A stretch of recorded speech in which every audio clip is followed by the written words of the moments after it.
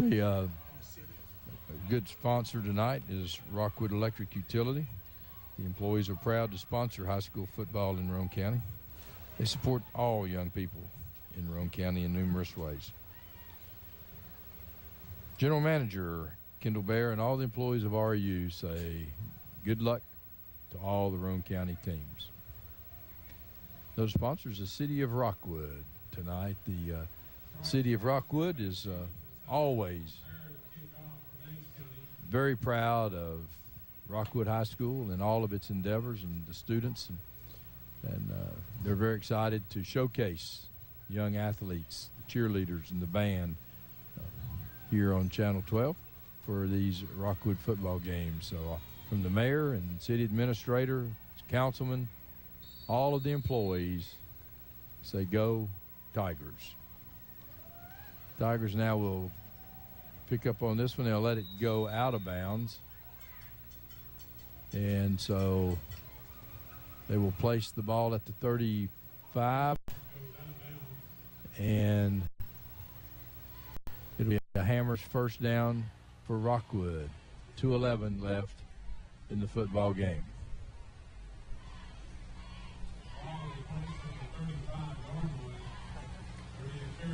Dade Turner into the ball game for the Tigers. So Friday night scoreboard. It's the Mulch and More Friday night scoreboard. Immediately followed, Chase Clem in the studio. I think he's in Studio B tonight.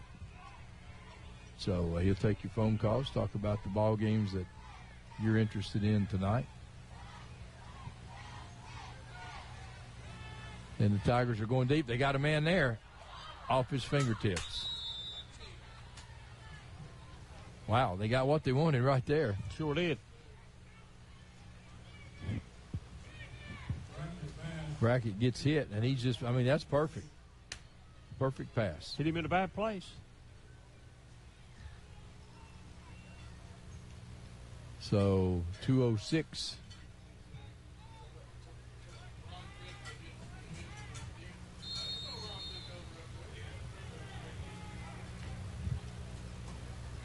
Second down, 10.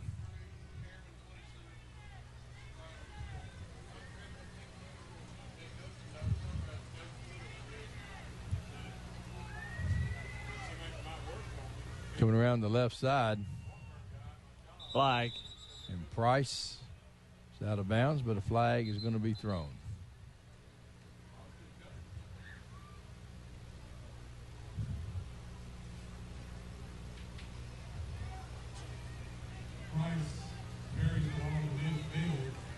Officials talk about it. Personal foul face mask against Meigs County. Won't know who the face mask penalty was on.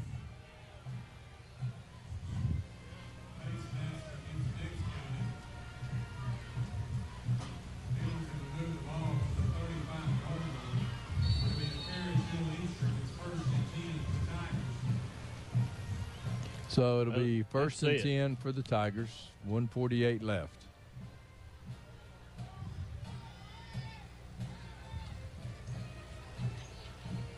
And Price with a nifty move, and Price stays on his feet, and Price will score. Nice run. Nice run, Xander Price. Nifty little piece of running there to keep his balance. So there's one fake, then to come back on the little counter, led by Johnson. Nice block right there by Johnson.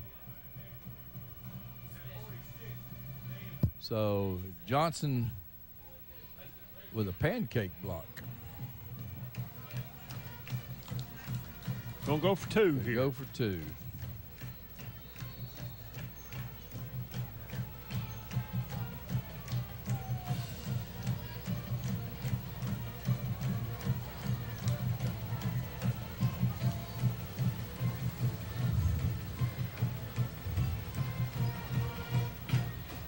Brackett will give it to Price again. And Price will not make the two-point conversion. So we had 1:27 left on the clock. And Treadway will kick for Rockwood.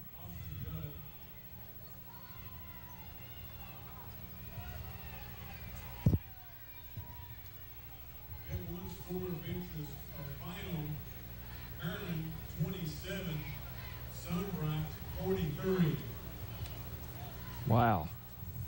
Well, and I think an old Rockwood boy, the principal at Sunbright High School, has taken over the program.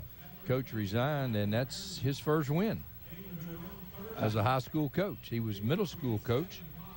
So if that's the case, then he's won his debut.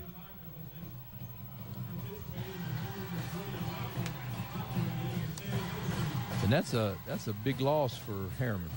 Yeah, it is.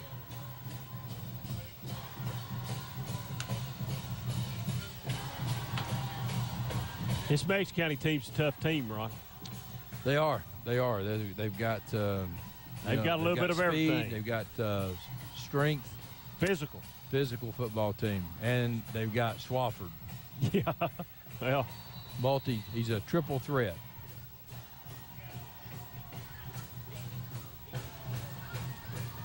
but not very deep, though. Not a very deep football team. They didn't play a lot of people tonight. That's what I mean. You got a lot of kids standing over there. Could have got to play in this ball game, but didn't get to play.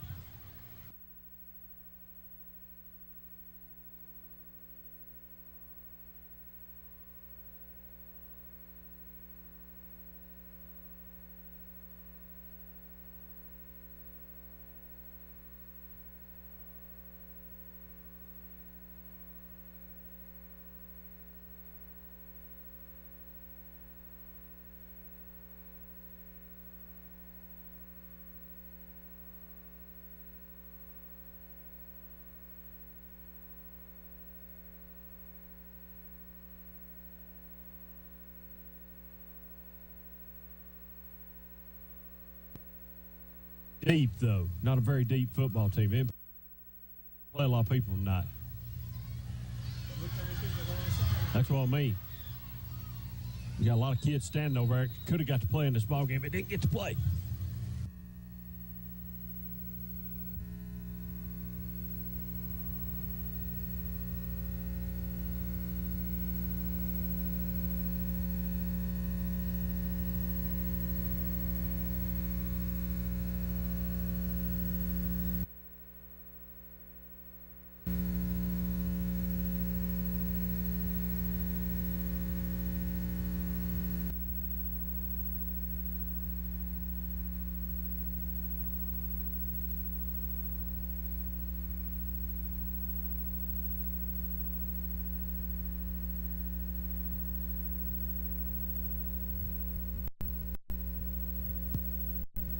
Deep, though. Not a very deep football team. They didn't play a lot of people tonight.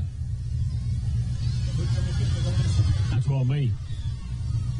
You got a lot of kids standing over there. Could have got to play in this ball game, but didn't get to play.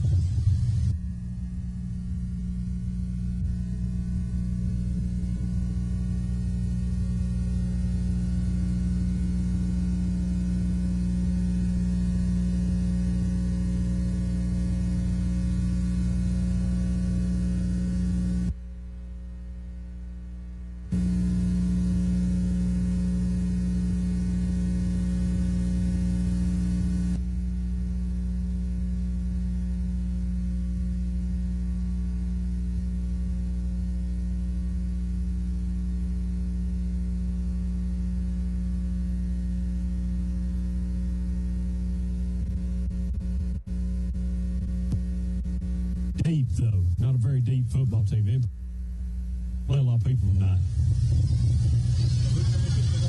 That's what I mean. You got a lot of kids standing over there. Could have got to play in this ball game, but didn't get to play.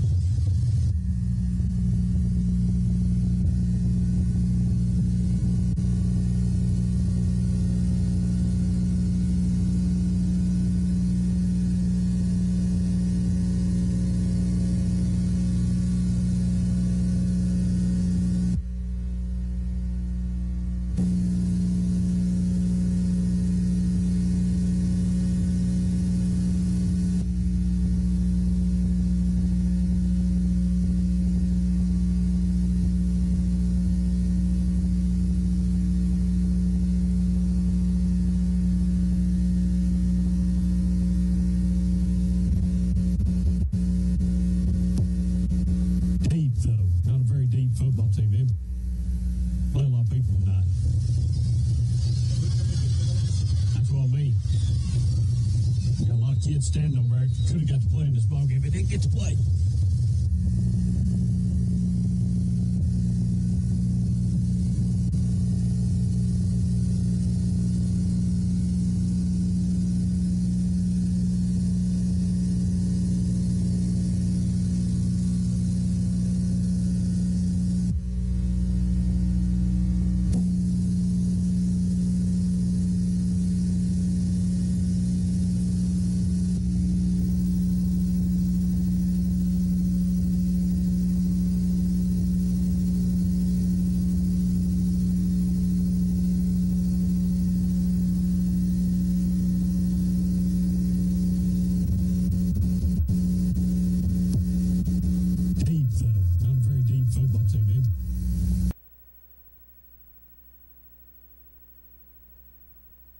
Ladies, it's football time at Hammer Stores and time to show the colors of your favorite college team.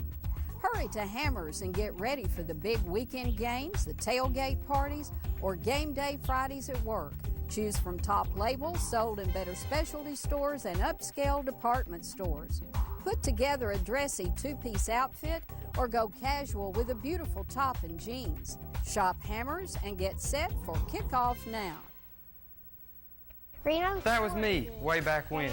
Some things have really changed over the years, but some things have gotten even better, like Reno's customer service. It's faster, friendlier, and we offer the name brands you ask for. East Tennessee's team dealer, Reno's Sporting Goods. Beautiful yards make a statement. And beautiful yards come from Simplicity Mowers. Their exclusive free-floating mower decks with full-width rollers track the contours of your yard for a perfect cut.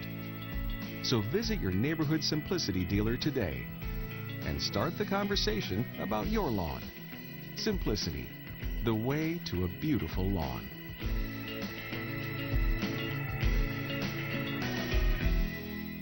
Evans Mortuary has been serving the needs of families in and around Roane County since 1976. As established members of our hometown community, we understand the security of dealing with people you know you can trust. We build our reputation on this trust. The Evans family appreciates the confidence the community has expressed in us over the years and will constantly strive to earn that favor. Evans Mortuary, 805 North Gateway. It's time to look closer to home and energize America with fuel made in America. Natural gas is a cleaner, safer, more efficient, and more affordable energy choice. ORUD is your family's comfort provider. Natural gas is the responsible choice for your family, your wallet, and the environment. Gas is a great value, but it is also the best way to cook, heat your water, and warm your home. If you want the best for less, switch your house to natural gas.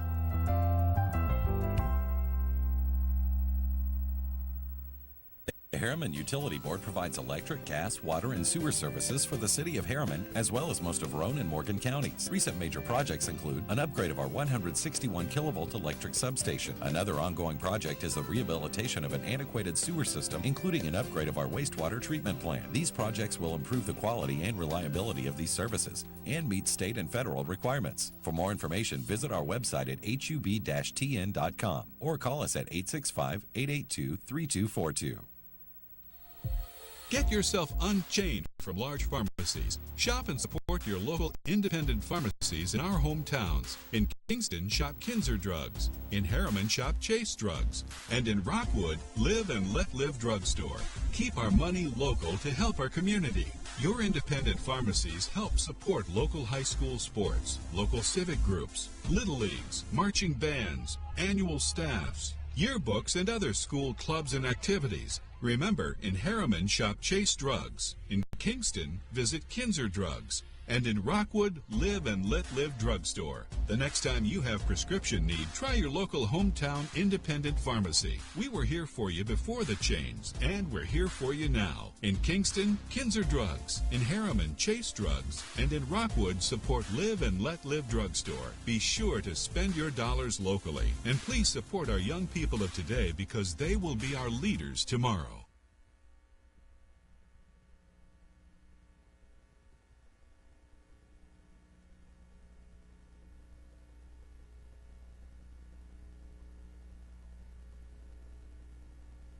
Ladies, it's football time.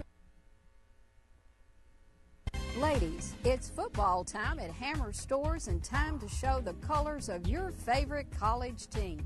Hurry to Hammers and get ready for the big weekend games, the tailgate parties, or game day Fridays at work. Choose from top labels sold in better specialty stores and upscale department stores. Put together a dressy two-piece outfit or go casual with a beautiful top and jeans. Shop Hammers and get set for kickoff now. That was me, way back when. Some things have really changed over the years, but some things have gotten even better, like Reno's customer service. It's faster, friendlier, and we offer the name brands you ask for. East Tennessee's team dealer, Reno's Sporting Goods. Beautiful yards make a statement. And beautiful yards come from Simplicity Mowers. Their exclusive free-floating mower decks with full-width rollers track the contours of your yard for a perfect cut. So visit your neighborhood Simplicity dealer today and start the conversation about your lawn. Simplicity, the way to a beautiful lawn.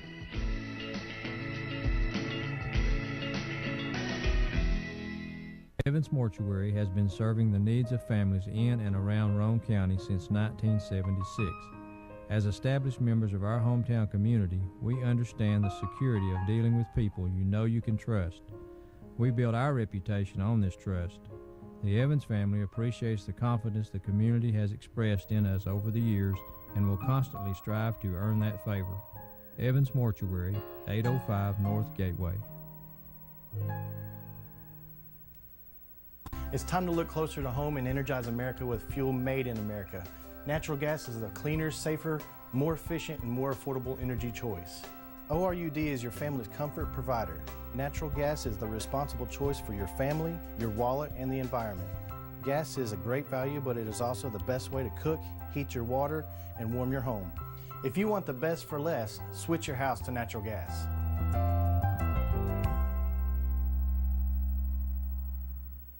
The Harriman Utility Board provides electric, gas, water, and sewer services for the city of Harriman, as well as most of Roane and Morgan counties. Recent major projects include an upgrade of our 161 kilovolt electric substation. Another ongoing project is the rehabilitation of an antiquated sewer system, including an upgrade of our wastewater treatment plant. These projects will improve the quality and reliability of these services and meet state and federal requirements. For more information, visit our website at hub-tn.com or call us at 865-882-3242. Get yourself unchained from large pharmacies. Shop and support your local independent pharmacies in our hometowns. In Kingston, shop Kinzer Drugs. In Harriman, shop Chase Drugs. And in Rockwood, Live and Let Live Drugstore. Keep our money local to help our community. Your independent pharmacies help support local high school sports, local civic groups, little leagues, marching bands, annual staffs, yearbooks, and other school clubs and activities. Remember, in Harriman, shop Chase Drugs. In Kingston, visit Kinzer Drugs. And in Rockwood, Live and Let Live Drugstore. The next time you have prescription need, try your local hometown independent pharmacy. We were here for you before the chains, and we're here for you now. In Kingston, Kinzer Drugs. In Harriman, Chase Drugs. And in Rockwood, support Live and Let Live Drugstore. Be sure to spend your dollars locally. And please support our young people of today because they will be our leaders tomorrow.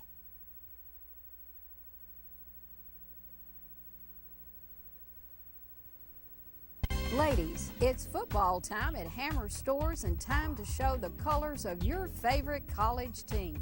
Hurry to Hammers and get ready for the big weekend games, the tailgate parties, or game day Fridays at work. Choose from top labels sold in better specialty stores and upscale department stores. Put together a dressy two-piece outfit or go casual with a beautiful top and jeans. Shop Hammers and get set for kickoff now. That was me, way back when. Some things have really changed over the years, but some things have gotten even better, like Reno's customer service. It's faster, friendlier, and we offer the name brands you ask for. East Tennessee's team dealer, Reno's Sporting Goods. Beautiful yards make a statement.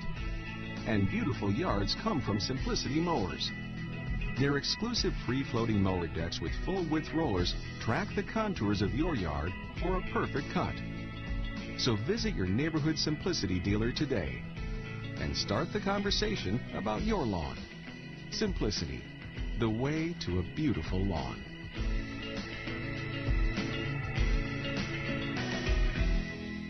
Evans Mortuary has been serving the needs of families in and around Roane County since 1976.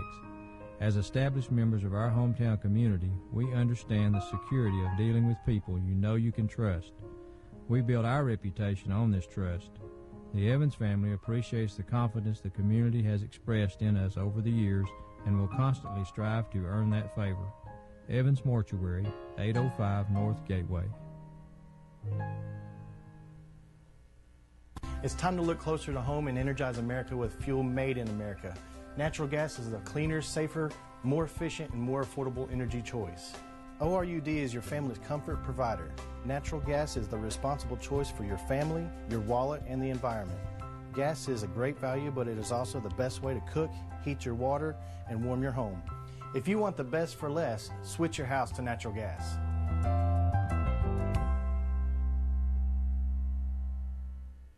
The Harriman Utility Board provides electric, gas, water, and sewer services for the city of Harriman, as well as most of Roane and Morgan counties. Recent major projects include an upgrade of our 161 kilovolt electric substation. Another ongoing project is the rehabilitation of an antiquated sewer system, including an upgrade of our wastewater treatment plant. These projects will improve the quality and reliability of these services and meet state and federal requirements. For more information, visit our website at hub-tn.com or call us at 865-882-3242.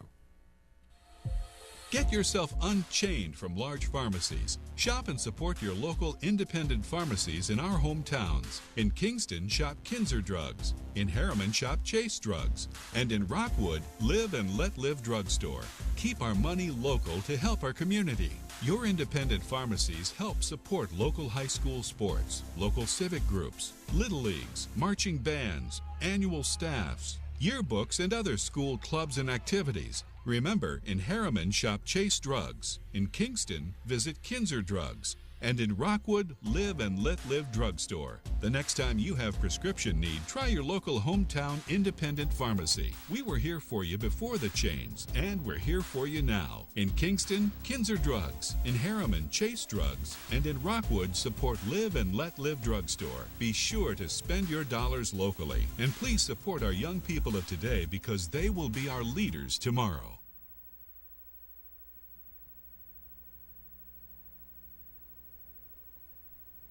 Ladies, it's football time at Hammer Stores and time to show the colors of your favorite college team. Hurry to Hammers and get ready for the big weekend games, the tailgate parties, or game day Fridays at work. Choose from top labels sold in better specialty stores and upscale department stores. Put together a dressy two-piece outfit or go casual with a beautiful top and jeans. Shop Hammers and get set for kickoff now. That was me, way back when. Some things have really changed over the years, but some things have gotten even better, like Reno's customer service. It's faster, friendlier, and we offer the name brands you ask for. East Tennessee's team dealer, Reno's Sporting Goods. Beautiful yards make a statement. And beautiful yards come from Simplicity Mowers. Their exclusive free-floating mower decks with full-width rollers track the contours of your yard for a perfect cut. So visit your neighborhood Simplicity dealer today and start the conversation about your lawn. Simplicity, the way to a beautiful lawn.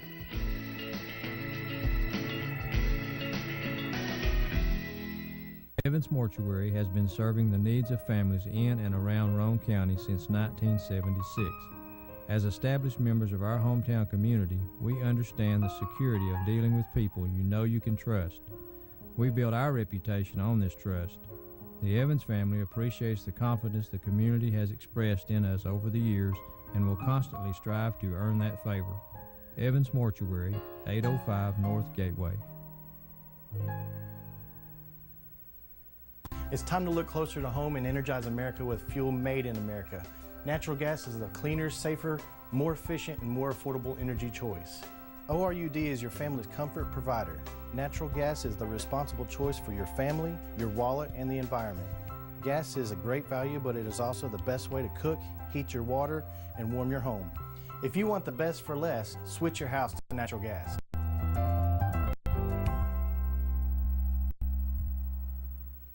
The Harriman Utility Board provides electric, gas, water, and sewer services for the city of Harriman, as well as most of Roane and Morgan counties. Recent major projects include an upgrade of our 161 kilovolt electric substation. Another ongoing project is the rehabilitation of an antiquated sewer system, including an upgrade of our wastewater treatment plant. These projects will improve the quality and reliability of these services and meet state and federal requirements. For more information, visit our website at hub-tn.com or call us at 865-882-3242.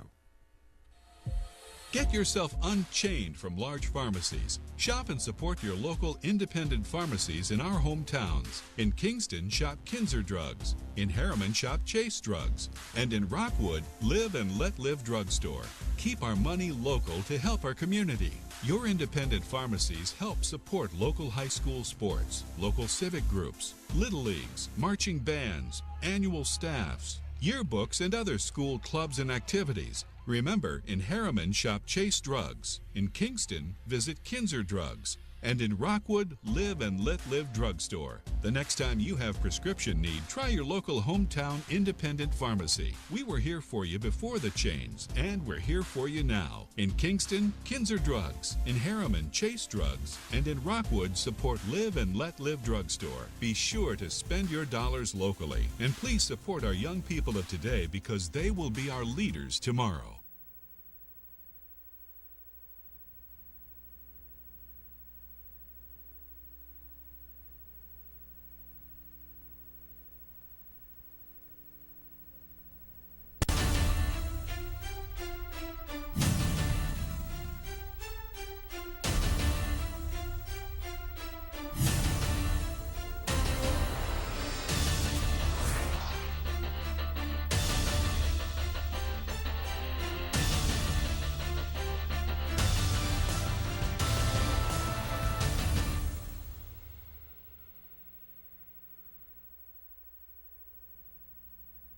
Welcome into the Friday Night Scoreboard Show. I'm Aaron Harvey. And I'm Chase Clem. Brought to you by Mulch and More. Ladies and gentlemen, Mulch and More. Breaking news, Aaron. They're running a fall special. Yeah? $10 scoops of brown mulch. Yeah? Give Gary a call today at Mulch and More at 865-740-5229. Mulch and More, 3901 Roane State Highway. We've said it once, we've said it 1,000 times. They can do it all. Mulch, sand, pea gravel, creek rock, river rock, backhoe dump truck services, house and building demolition. So they tear it down and what? Take it away. That's it. Yep. Welcome in, folks. We've got a lot of final scores to run down tonight. A lot of exciting football played tonight. A lot of big wins for some first time and a long time coaches tonight. We'll get into that later. Oh yeah. Let's give a rundown on some of the scores tonight. All right, it's Sweetwater taking care of Brainerd 21-8. Campbell County gets the win over Gibbs 41-21. Cherokee was winner over Volunteer 48-7. Happy Valley shuts out Cosby 61-0. Oneida got a big win over Cumberland Gap 34-20. Elizabethton defeated Granger 49-0. Scott High, how about Scott High? A big win over GP 34-28 was that final. Greenback beats Oliver Springs 48-15. Greenville 5-0 on the season defeats Pisgah, North Carolina 38-8. Cloudland a big win over Hancock County 48-12. And Chase, one of those games you were talking about. This is the big game. We're going to talk to one of the coaches later tonight. Sunbright, who had a little coaching mix-up this week, we'll get into that later, goes to Harriman in a huge region, probably a playoff game before the playoffs, and defeats Harriman 43-27. That is a gigantic win for a Sunbright football program, and they didn't have their regular coach. No. Not sure what transpired in all that, and I don't want to even try to get into it. Right. But they were dealing with some adversity. Yeah. And got on a bus, traveled to a Harriman football field, packed house, came out with a victory. Yeah, how about that? So, some other scores to report, Chase. Anderson County defeats Howard 39-3. Farragut goes to Jefferson County, wins 33-6. Jellicoe defeats Unaka 42-24. Fulton blanks Carnes 40-0. Kingston, who was down 20-0, comes back, scores 36 unanswered points, and beats Northview Academy 36-20. Knox Central defeats Seymour 28-12. Knox Webb defeats Grace Christian, 48-27. Hardin Valley defeats Morristown West 36-14. Your Oak Ridge score for tonight against Knox West. Oak Ridge wins by 10, 23-13. Cofield, shocker, they put up 50-plus points tonight. They beat Oakdale 55-8. Like you said before, they're on a crash course to see Greenback. Yeah, that game at the end of the first quarter was 41-0. So Cofield, this just in, is pretty good at football. It's pretty good. Powell shuts out Clinton 17-0. Ray County bounces back from a close defeat last week and beats Lenore City 21-14. Meigs County defeats Rockwood. The number 1 in the state-ranked Meigs County Tigers beat Rockwood 48-27. I was at that game. That game was tied at 14 going into the half. Meigs County scores with less than 2 minutes to go in the half. Really shifted the momentum, and you saw that come the second half. Science Hill beat Bearden 35-21. Sullivan North defeats South Green 58-20. Tennessee High over Morristown East 41-21. And the last score we have as of now, Sullivan East beats Union County 34-7. A lot of high-scoring games tonight. Running through all those. A lot of high score one team, a lot of low score the other. That's right, and teams getting into that region schedule, these important games that mean a lot. You're talking about that win that Sunbright got tonight. That is a region game, and that is a big one if Sunbright wants to try to make the playoffs this year. And I tell you what, after a win like this, that can carry momentum into the second half of the season, and then those Tigers got to be feeling like, well, why not? Why not us? Yeah, we were talking off there right before we came on here, and the coach we were talking to said, you know, what a great atmosphere that was tonight. It's what they've been trying to get those kids to buy into all year, and tonight they did it and saw that they could be victorious. Yeah, not only that, but to go on the road. You're there in Harriman amongst more of their fans than yours. The Sunbright fans probably down on the program a little bit because, I mean, it had gotten better, but not where it probably needed to be. And then to be able to pull off that win tonight, I don't know if anybody sincerely picked Sunbright to win that game tonight, but the Tigers showed them that they meant business. When Harriman people are calling that game an upset, not just the victor, it's an upset. Guys, give us a call. The lines are wide open at 865-483-8112. We want to hear from you. We want to hear from your high school game tonight. I hear there's a game tomorrow in Gainesville. I don't know. Is there? I think. I don't know. I've not heard anything about I've that heard a lot of week. talk from Butch Jones this week, but I think the Vols are traveling to Gainesville tomorrow. I think kickoff's at 3:30. Yeah, they're about a 4-point dog to Florida right now. I haven't checked lately, but the line shifted. The line opened up at 8 points. I couldn't believe that when I saw it. Why? I have no clue, but I think Vegas wised up soon because I think a lot of money started pouring in. Yeah. And they backed that line up for recreational purposes only. We're just right. hypotheticals. Right. And Tennessee getting some unfortunate news today that Todd Kelly Jr. suffers a knee injury, maybe a season-ending knee injury, and that's a senior football program. That's a legacy player, so that's somebody that you don't want to lose in that secondary. So prayers to TK. You know, hopefully he can get back and take a shot at an NFL career. I don't know if he played too much to maybe get a medical red shirt, but we'll see. Probably past that. And like you said, we're getting into that region play tonight. Tennessee opens up in SEC play tomorrow. What a good way to get the ball rolling with a win at Florida tomorrow. That would be huge. Final score just coming in. Catholic defeats Saudi Daisy 49-48. A close game throughout. Yeah. Catholic comes away with the win. We've got our first caller of the night, and it's my man, Dennis Peters. Love when you call. What do you got for me tonight? Well, I think you just announced it there. Catholic hung on and beat Saudi Daisy 49-48. Did you follow that game? A little bit. Do you know how the ending went? I know that Catholic was up 49-42 when I got in here. Do you know how it ended? I really don't know about the ending. Also, Loudon won tonight, 24-13 over Signal Mountain. Okay. And I think you've got most We were scrolling through the Twitter sphere before we came on air trying to get them all for you. Yep. You got a bunch of them. All right, well, hey, if we miss them when you find them, give us a call back. Hey, on that Todd Kelly Jr. injury, did you say that was, I heard about it. Is it a season-ending injury? A possible season-ending injury. It's not been announced just yet, but that's what some of the outlets have been reporting. Yeah. Dave, do you want to give us a Tennessee-Florida prediction for tomorrow? Boy, I tell you, it's going to be close.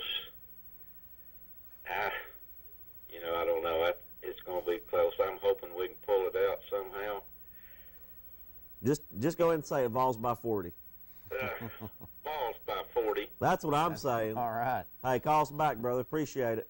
Hey, see you. See you. Call, you're on the air. Hey, I was wondering if you knew how the Oak Ridge game went tonight. Yes, Oak Ridge won by 10. They beat Knox West 23-13. Okay, well, thank you so much. I appreciate it. You got a Tennessee-Florida prediction? Well, I hope Tennessee. I don't know. What do you think? I think they're going to win. I think it's going to be close. Hopefully 23-10. Yeah, I think you're right. It will be close. It'll be a good game, that's for sure.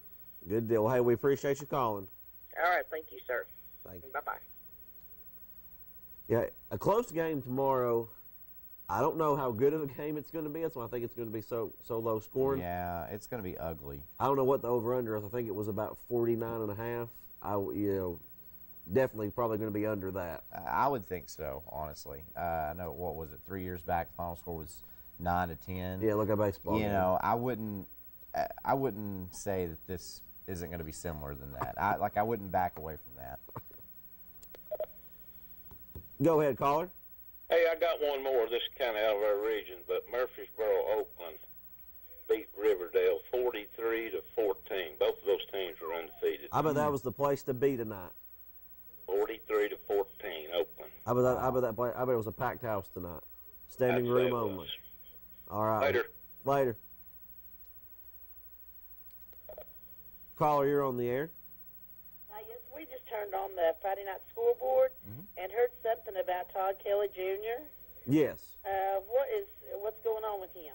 A possible season-ending knee injury that they announced today. Yeah, they've not really announced a lot about it. I just know that it's a possible season-ending knee injury, and if it's not season-ending, it's going to keep him out for a pretty good long while. He's definitely not playing tomorrow at Florida. That has officially been announced. Well, we're going to hope they pull it out. We're going to go with Tennessee, though. 21, Florida 17. All right. Thanks. Thank you. A lot of people pulling for the Vols, obviously, and we hope they come out with a victory. If you're a Florida fan, you want to call in, talk some trash, give us a call, 865-483-8112. You won't see a lot of Florida fans unless they win tomorrow. Then, Facebook, Twitter, flooded, Florida fan. That's how it happens. Before Nick Saban was at Alabama, then you probably had a lot of closet Alabama fans, but they weren't really showing their face. And now that Nick Saban has put them on this dominance, you see all kinds of Alabama fans out in the woodwork here in Tennessee, not Alabama, in Tennessee. Oh well. Did you get to watch much of the Tennessee game last week? Yeah, I got to see it. Was it about what you expected? Yeah, I thought Tennessee played it pretty conservatively. They weren't in any kind of hurry at all. You could tell they weren't trying to run the score up or anything, just trying to take care of the football and try to get a lot of guys some playing time. And you still win that game 41-7. I know a lot of people weren't really happy with that, but I mean, what are you going to get from Indiana State except practice? Oh, yeah, calling in Monday. Yeah. Full panic mode. Yeah. I mean, I thought Tennessee, they went out, they knew they had to work on some things, so they worked on some things and try to get touched up for Florida. I don't know what people were expecting, if they wanted Dormady to throw 80-yard passes downfield every time he got it or what, but that's not what the game plan was. It was to just take care of the football, have a clean game, nobody get hurt, and that's exactly what happened. Did you notice Albert Hainsworth? Yeah. Albert Hainsworth going in on Bob Shoup and Butch Jones on Twitter. why are we lining 2 yards off the ball still? Yeah, and he said that it was his words. Now he said it was BS. Yeah. that you line up off the ball to avoid cut blocks, and he knows a lot more about it than I do. But just a little bit. But I do also know that Bob Shoup and Butch Jones also know a lot more about it than I do as well, and so I do think you notice. Indiana State was running a lot of cut blocks as well, I noticed. So that's the first 2 opponents for Tennessee have done that. So I'm interested to see if Tennessee comes out tomorrow and lines up a yard off the ball. Again, I don't think they will. I think they'll try to fire off the ball, and I think you'll see a lot more aggressive defense against Florida, kind of like you saw in the second half against Florida last year when Derek Barnett basically dominated that game. I think you could possibly see some pretty big games from Darrell Taylor and also from a couple of those other guys. Jonathan Congwell might actually even come alive a little bit tomorrow as well. So we'll see. What's that famous Darrell Taylor quote? I don't think we can. It's not FCC approved. No, we're not going to be able to. Do you think the Vols? Do you think Jared Garantano sees the field tomorrow at all? Maybe. In what kind of way? Do you think they come bring him in for a certain package, or just maybe to change momentum? Here's what I think. I think Florida has a pretty decent defense. You know, that secondary for the Gators had 2 pick-sixes in a row against Michigan, and Michigan pulled Wilton Spade out of the game and put in a backup quarterback. I think the same could happen tomorrow if Dormady comes out and throws a couple maybe bad interceptions. He had a bad interception against Indiana State. That was a bad interception. And so if that happens, I would expect to see Garantano get some playing time because he has mobility as well. So if Florida's defense looks like that they are they're blowing up the line of scrimmage, their front 7 is beating Tennessee's front, sure, I think you could see Garantano tomorrow. We'll see. Caller, you're on the air, calling from the grounds of Civitan Field. Oh, my goodness. I don't know what I want to discuss. Rockwood football or Tennessee football? What y'all want to talk? They both make you want to take up bad habits at times. I told them on the radio call-in show I'll talk all the way to halftime, and after halftime I said I can't say anything about the second half because I'm afraid I might offend somebody. Tell us about it. I know there was a big momentum shift right before halftime, and it seemed to do us in. Yeah, I really don't. It's like turning a light switch, you know. Meigs County, what they have, 3rd down and 56. I've never saw one that far. 3 personal foul penalties in 2 plays.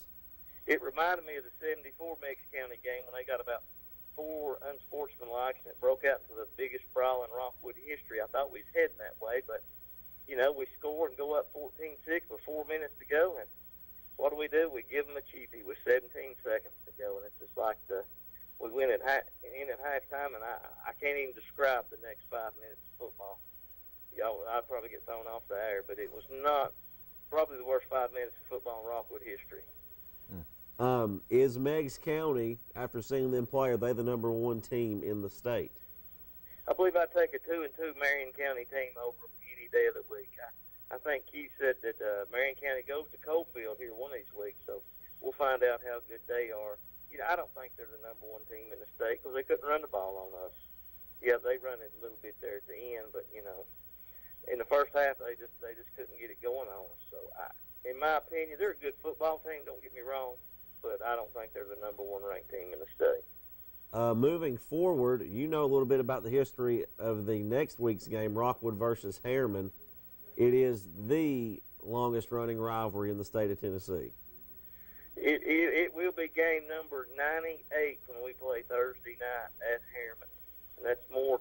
We've played Harriman more times than Marion County has played South Pitt. I don't care what they say. I need to do some digging and figure out why we didn't play in 1923 or whatever year it was. If I could find out that we played there, we'd have the longest running rivalry. But I just find it hard to believe that Marion County was a school in 1921. Maybe somebody can call in and explain that to us. Maybe Kay Lane will call in and tell me, was it Jasper or Marion County? Hey, give us the Tennessee-Florida prediction for tomorrow. You know, so much is in Tennessee's favor. I just got call me a pessimist or whatever. I've been down there too many times. I don't have a good feel about it. Although all signs point to us getting a good victory, I just can't feel good about it. But I hope I'm wrong. It's too good to be true. It's almost too good to be true. You're talking about Butch's seat going up in flames. He loses tomorrow. It's going to be miserable up here for 2 weeks. Miserable.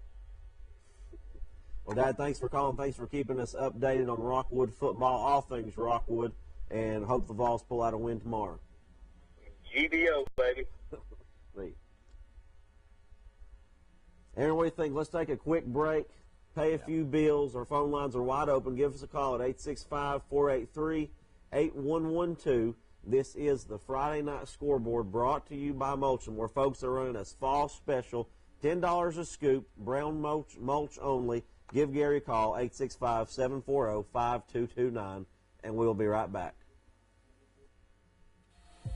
Get yourself unchained from large pharmacies. Shop and support your local independent pharmacies in our hometowns. In Kingston, shop Kinzer Drugs. In Harriman, shop Chase Drugs. And in Rockwood, Live and Let Live Drugstore. Keep our money local to help our community. Your independent pharmacies help support local high school sports, local civic groups, little leagues, marching bands, annual staffs, yearbooks, and other school clubs and activities. Remember, in Harriman, shop Chase Drugs. In Kingston, visit Kinzer Drugs. And in Rockwood, Live and Let Live Drugstore. The next time you have prescription need, try your local hometown independent pharmacy. We were here for you before the chains, and we're here for you now. In Kingston, Kinzer Drugs. In Harriman, Chase Drugs. And in Rockwood, support Live and Let Live Drugstore. Be sure to spend your dollars locally. And please support our young people of today, because they will be our leaders tomorrow. If you didn't buy your rugs at Hammers, you paid too much. Hammers buyers search the South rug markets every month for special deals on area and room size rugs, like these in traditional, oriental, and contemporary design. Choose from high quality heat set rugs, Olipans or wool. Plus, there's always a special selection of kitchen and bathroom rugs for $288. Remember, don't pay too much. Buy your rugs at Hammers. Evans Mortuary has been serving the needs of families in and around Roane County since 1976. As established members of our hometown community, we understand the security of dealing with people you know you can trust. We build our reputation on this trust. The Evans family appreciates the confidence the community has expressed in us over the years and will constantly strive to earn that favor. Evans Mortuary, 805 North Gateway.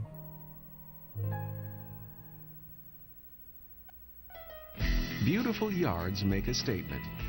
And beautiful yards come from Simplicity Mowers. Their exclusive free-floating mower decks with full-width rollers track the contours of your yard for a perfect cut. So visit your neighborhood Simplicity dealer today and start the conversation about your lawn. Simplicity, the way to a beautiful lawn.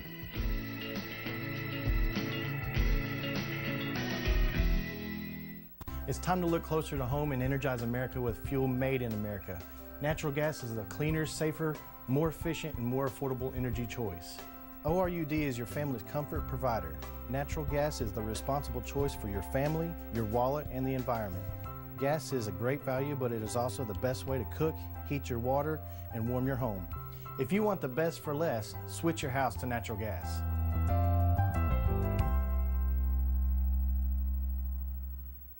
The Harriman Utility Board provides electric, gas, water, and sewer services for the city of Harriman, as well as most of Roane and Morgan counties. Recent major projects include an upgrade of our 161 kilovolt electric substation. Another ongoing project is the rehabilitation of an antiquated sewer system, including an upgrade of our wastewater treatment plant. These projects will improve the quality and reliability of these services and meet state and federal requirements. For more information, visit our website at hub-tn.com or call us at 865-882-3242.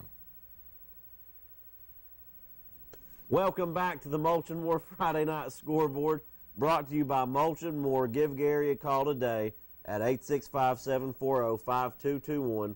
Mulch & More, full-service landscape, 3901 Rome State Highway. Creek Rock, River Rock, Fence Stone, you name it, they do it. Backhoe dump truck services, house and building demolition, so they tear it down and get it out of there. Yeah, and don't forget about the fall special. Brown malts, $10 a scoop going on right now. I think I got $20 in my pocket. I love brown mulch. I could use 2 scoops of that right now. If there's one thing I love in the fall, it's raking leaves and mulching. There you go. We're going to go right back to the phones. Caller, you're on the air. Yeah, what's that Cofield scored tonight? Cofield beat Oakdale 55-8 in a shootout. Appreciate it, man. All right, see you. Shootout, he says. Caller, you're on the air. Yes, how about the Kingston game? Any score? Kingston scored 36 unanswered. They were down 20-0, and they came back and won 36-20. 36-20. Okay, thank you. You're welcome. Get this one. Go ahead. Caller, you're on the air. Chase Clem, Landon Harden with WKMT. Landon, what's going on? We just got off the line. Kingston scores 36 unanswered tonight. Tell us about it. What a wild environment at Dr. Nat Sugarman Memorial Field. Chase, it was a game that started off very slow for the Yellow Jackets. To be honest with you, us up on the radio, we were wondering how bad the score was going to be as Northview jumped out with 20 straight points. Drove it down the field their first drive, and then had 2 kickoffs in a row where they got turnovers. One was a pooch kick that they got down and covered, and then they onside kicked it, and we didn't touch the ball until 2 minutes to go in the first quarter. But after we touched the ball, the route was on, and we went down and scored and really took over the game and went 34 unanswered on the win game 30-20. Chase, you got to give Kingston a lot of credit. They never really got shaken. We were as fans, but they just kept doing their thing. Northview Academy known for blitzes. They blitzed almost every play. Brandon Clem stood in the pocket and delivered some beautiful passes. Had a wonderful night. Our player of the game tonight was Matt Spellman. He had a wonderful catch down in the corner of the end zone and 2 other touchdowns in the game. The senior tailback for the Yellow Jackets, our player of the game. The whole team really played good. Northview had some marches back down the field in the second half to try to cut it to 1 score, but we shut them out from the 2 minutes to go in the second quarter to the end of the game, and it was weird, really. That's the best way to describe it. It was a weird first quarter, and then Kingston really was a better team. And, you know, at the end of the year, it was kind of a question mark game for us, but we got the win and set ourselves up nicely in our region. A good chance to make the playoffs if we can get a couple more. So we're excited. We got Stone Memorial next week. Now, Landon, what do you know about Stone Memorial? Like I said, that's a big region win tonight. It puts you in a position to be a playoff contender. What do you know about Stone Memorial? Well, Stone, classification above us, coming out of Crossville, haven't had much history with them. I know they were trailing the night to Livingston. They've won a couple close games this year. I believe they beat Scott County, one of our region opponents, later on by a touchdown, I believe. But they're going to be a formidable opponent. Usually big up front, I know that. But we really don't have much history with them, much like our game tonight. First time we've ever played Northview. They've only been in football for 4 seasons. But, not a region game, but still an important game for Kingston as they've kind of found a groove here, playing good football, and we want to continue that on because we got Scott County after them, and that's going to be a very important game. Scott County was upsetting Gatlinburg-Pittman, so Scott County getting their first win over a good Gatlinburg-Pittman team. Yeah, we were kind of taken back a little bit when that score rolled in. We saw Scott County. That's a big win for that program. Yeah, absolutely. We'll have them in 2 weeks, and then we have a bye. So, also tonight, it was good to be back at home. We came off 3 straight road games. It was only our second home game of the year, the 3 straight away games, and it was just good to be back on our home field, not only for the radio, but for our team as well. I know they were ready to be back on home turf, and started off slow, but really put on a show for the Yellow Jacket fans tonight. And Brandon Clemens just continues to impress me. He gets better each week, throws a pretty ball, but he's commanding the offense, and he's really taking on a good leadership role, not only just by playing quarterback, but plays tonight where he corrected some people where they were lined up. He was pointing at people blocking downfield when he would escape the pocket, and just took over and commanded the offense well. And it was a good win, one of the better wins we've had in the past couple seasons for Coach Mankey. for sure. Had the checkerboard back tonight, too. Shout out to Kingston Park and Rec out the field looking good. Yeah, Josh King also helps with coaching staff at Kingston. Josh King and their crew at Kingston Parks and Rec did a wonderful job. I mentioned it was the same job they did down there at the checkerboards. Almost looked like a college field out there, how well it was done. But everybody in the program really steps up on them home games. And the Northview Academy radio station was down in Sevier County and really complimented us on the facilities and the tradition. You know, they're in their fourth season, and Kingston's in their 110th season of football, and they could tell that everybody pulls their part over there. And the hospitality in the press box was good tonight. Paint looked good on the field, and most importantly, the team was good. So we're excited, getting ready for those Panthers coming down to Crossville next week. It should be another good game. Awesome. Landon, thanks for calling, and good luck next week against Stone Memorial. All right, Chase. Thanks for all you guys do, and have a good week, and we'll talk to you next week. Thank you, brother. All right.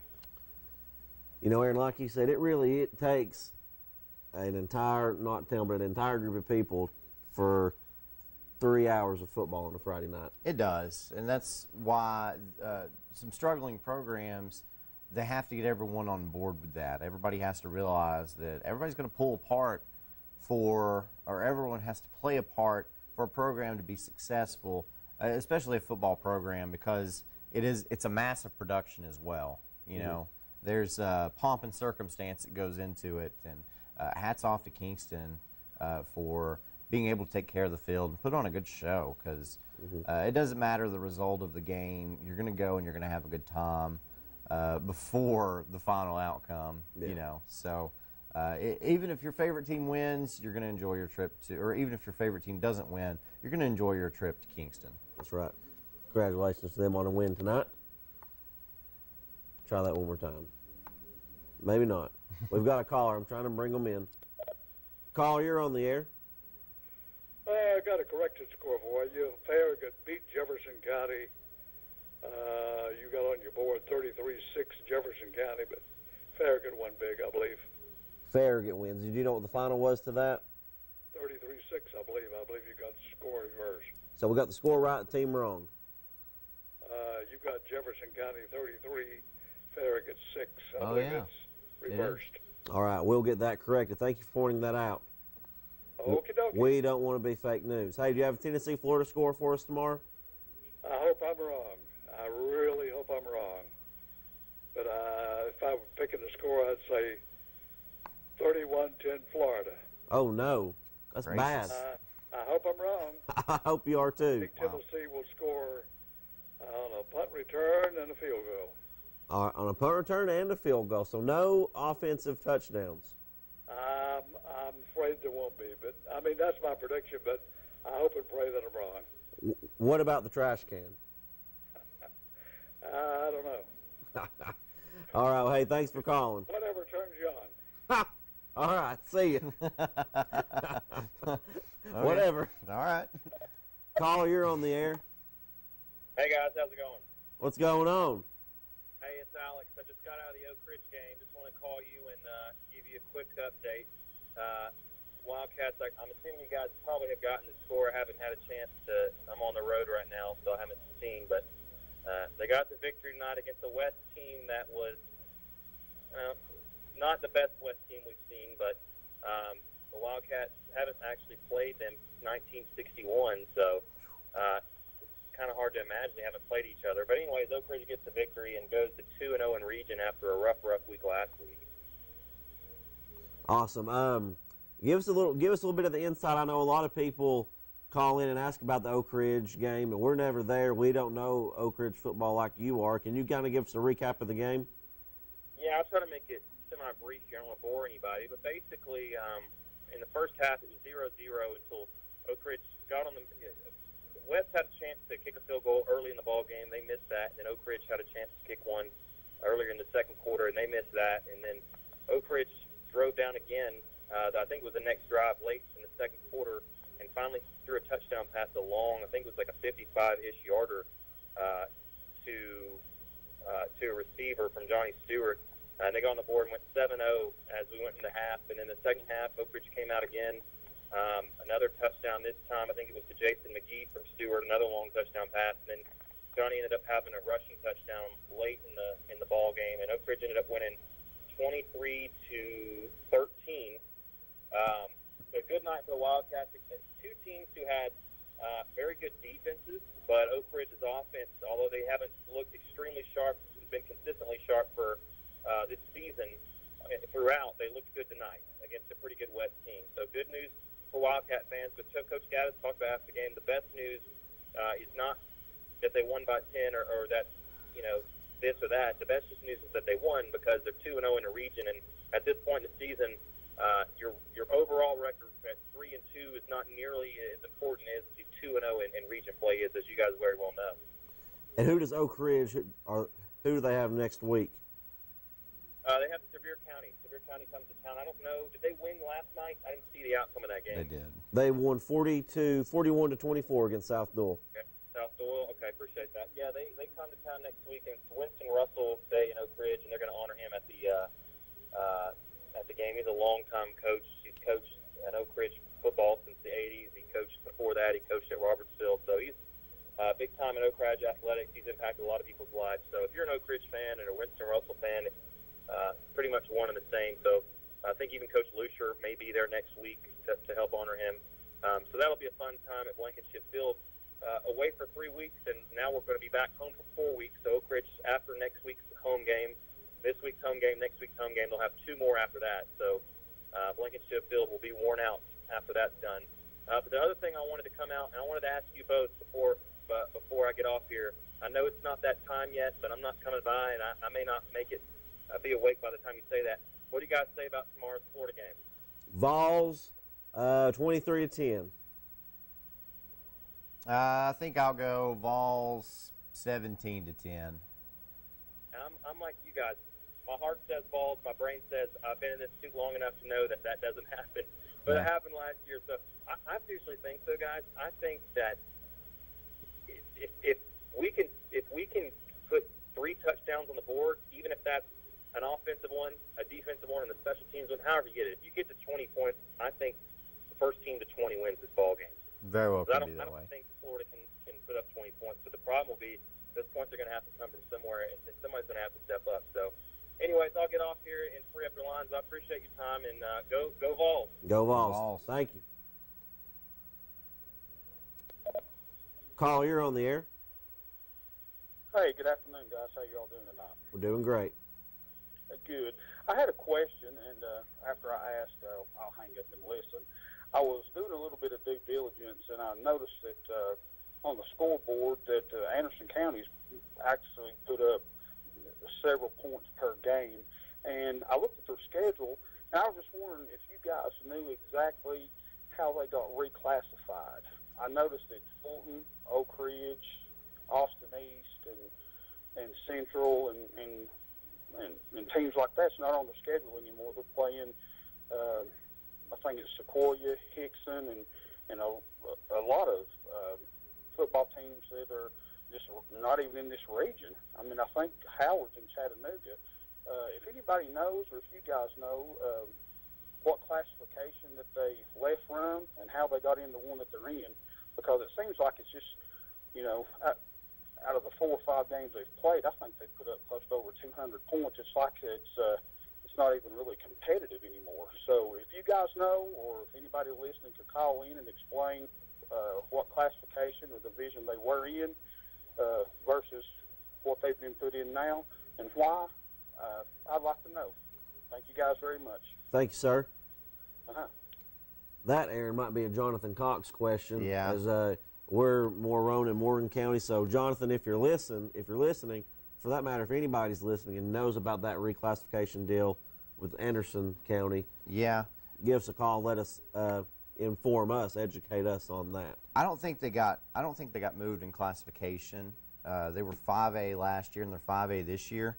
I think they moved regions, though. I think Anderson County got bumped to Region 3, so they are having to play Hickson and Howard tonight. Those are the 2 region games they've played so far.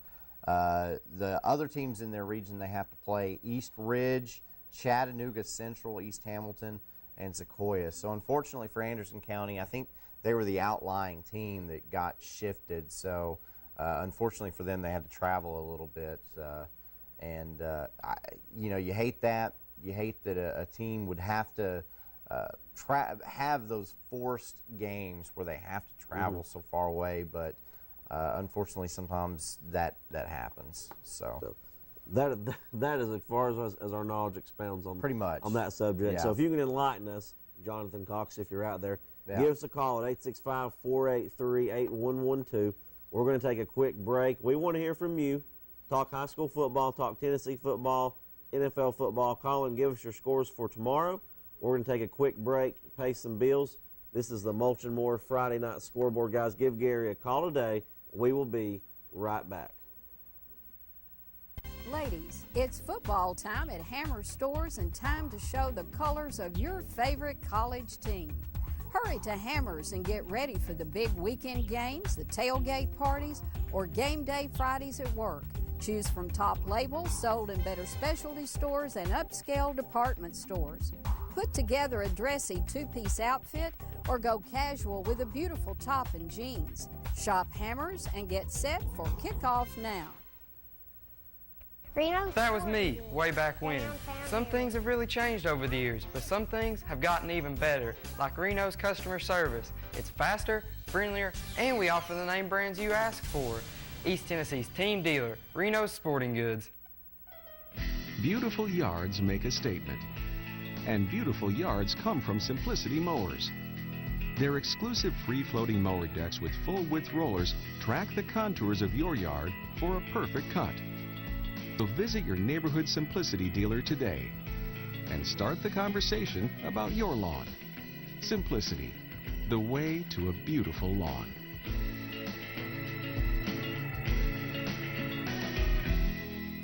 Evans Mortuary has been serving the needs of families in and around Roane County since 1976. As established members of our hometown community, we understand the security of dealing with people you know you can trust. We build our reputation on this trust.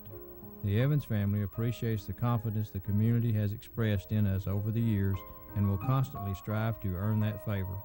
Evans Mortuary, 805 North Gateway. It's time to look closer to home and energize America with fuel made in America. Natural gas is a cleaner, safer, more efficient, and more affordable energy choice. ORUD is your family's comfort provider. Natural gas is the responsible choice for your family, your wallet, and the environment. Gas is a great value, but it is also the best way to cook, heat your water, and warm your home. If you want the best for less, switch your house to natural gas.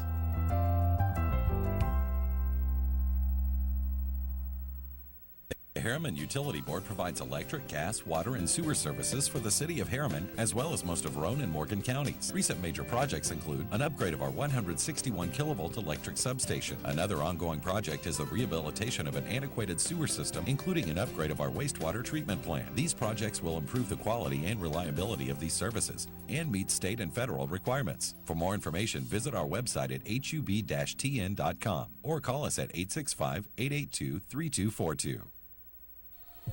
Get yourself unchained from large pharmacies. Shop and support your local independent pharmacies in our hometowns. In Kingston, shop Kinzer Drugs. In Harriman, shop Chase Drugs.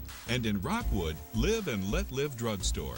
Keep our money local to help our community. Your independent pharmacies help support local high school sports, local civic groups, little leagues, marching bands, annual staffs, yearbooks, and other school clubs and activities. Remember, in Harriman, shop Chase Drugs. In Kingston, visit Kinzer Drugs. And in Rockwood, Live and Let Live Drugstore. The next time you have prescription need, try your local hometown independent pharmacy. We were here for you before the change, and we're here for you now. In Kingston, Kinzer Drugs. In Harriman, Chase Drugs. And in Rockwood, support Live and Let Live Drugstore. Be sure to spend your dollars locally. And please support our young people of today because they will be our leaders tomorrow.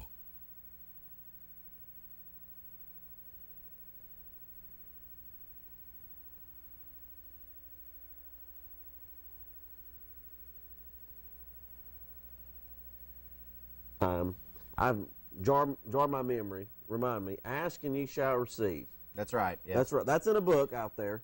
The people wanted answers about Anderson County. Yeah, and I also read something that said admit your mistakes and own them. I'm a man.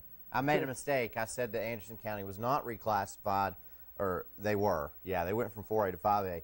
And on the line now to talk to us more about that, Mr. Johnathon Cox. So a caller calls in, wants to know about Anderson County, why they're playing all these weird teams.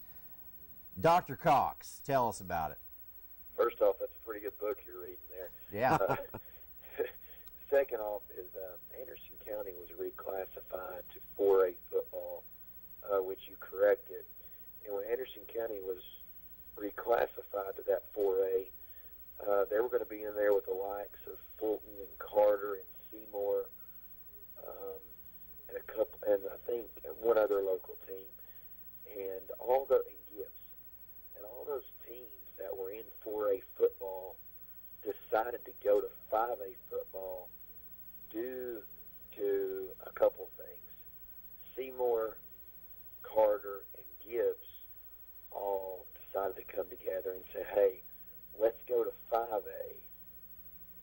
That way we travel a little less and we don't have to play Fulton.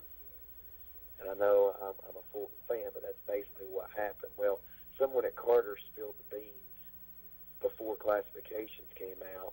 Fulton found out that all three of those were moving up to 5A, which if you look at Fulton, then the closest game on their schedule would have been Anderson County in the region. Fulton would have probably been shifted, though, the other direction that Anderson County got shifted. If you look at the map, Fulton would have probably went up and played Granger County and Greenville, West Green and those schools that are 4A that direction, which really puts a strain on your budget when you're Fulton. If you look at, I don't know if any of you all got on Twitter tonight, the crowd that Anderson County had when they played Hickson a couple weeks ago and the crowd that they had tonight in Howard, I would say that you would have to take the over-under on people at about 80 people for those schools. Ooh, wow. So, Anderson County might be able to survive, because there's only 2 schools in this county, and, they might get enough money to survive off donations and other things. But ran into one of their coaches this morning at Weigel's. He said they were leaving at 10:30 this morning to go play that 7:30 football game, which sort of seemed a little over the top, but still, you thought maybe 12:30 or 1 o'clock leave. So they have to check out of school early. Bus bills are higher, and their gates are not as good. So Anderson County was really the only one sitting there left on the fence, get back to the story, on where they're going to go, and they decided to stay 4A. I guess, like I said, the money wasn't as big as a deal, and they felt like staying 4A maybe was the better league for them to be more competitive in. But, that's sort of how it's so spread out. All your Knoxville teams that are 4A schools said, no, we're going to play 5A football because we're not traveling that much, which really puts in perspective why TSFA does not need 6 classifications in public school football. That's true. You hit on Knox County, Anderson County football. What do you think the overall state is right now? I'm a Rome County person, Aaron, Morgan County. When people call and want to know Knox County, Anderson County, we kind of look to you. What is the overall state right now as a whole in that for football? Well, I think Anderson County High School itself is probably better than it's been the last couple of years due to, they've been playing a lot of underclassmen. And, I think they're probably better. But I think overall, Clinton and Oak Ridge are not as good as they have been, obviously, with the T. Higgins leaving and those people of the world. But now Knox County, I've been following football in Knox County since I started coaching basketball in 2005 at Fulton, and I don't know if I can remember it being so weak across the board. I know that's crazy to say, but, if you look at some of these teams that's been good in the past and some of the ones that have not been so good in the past, they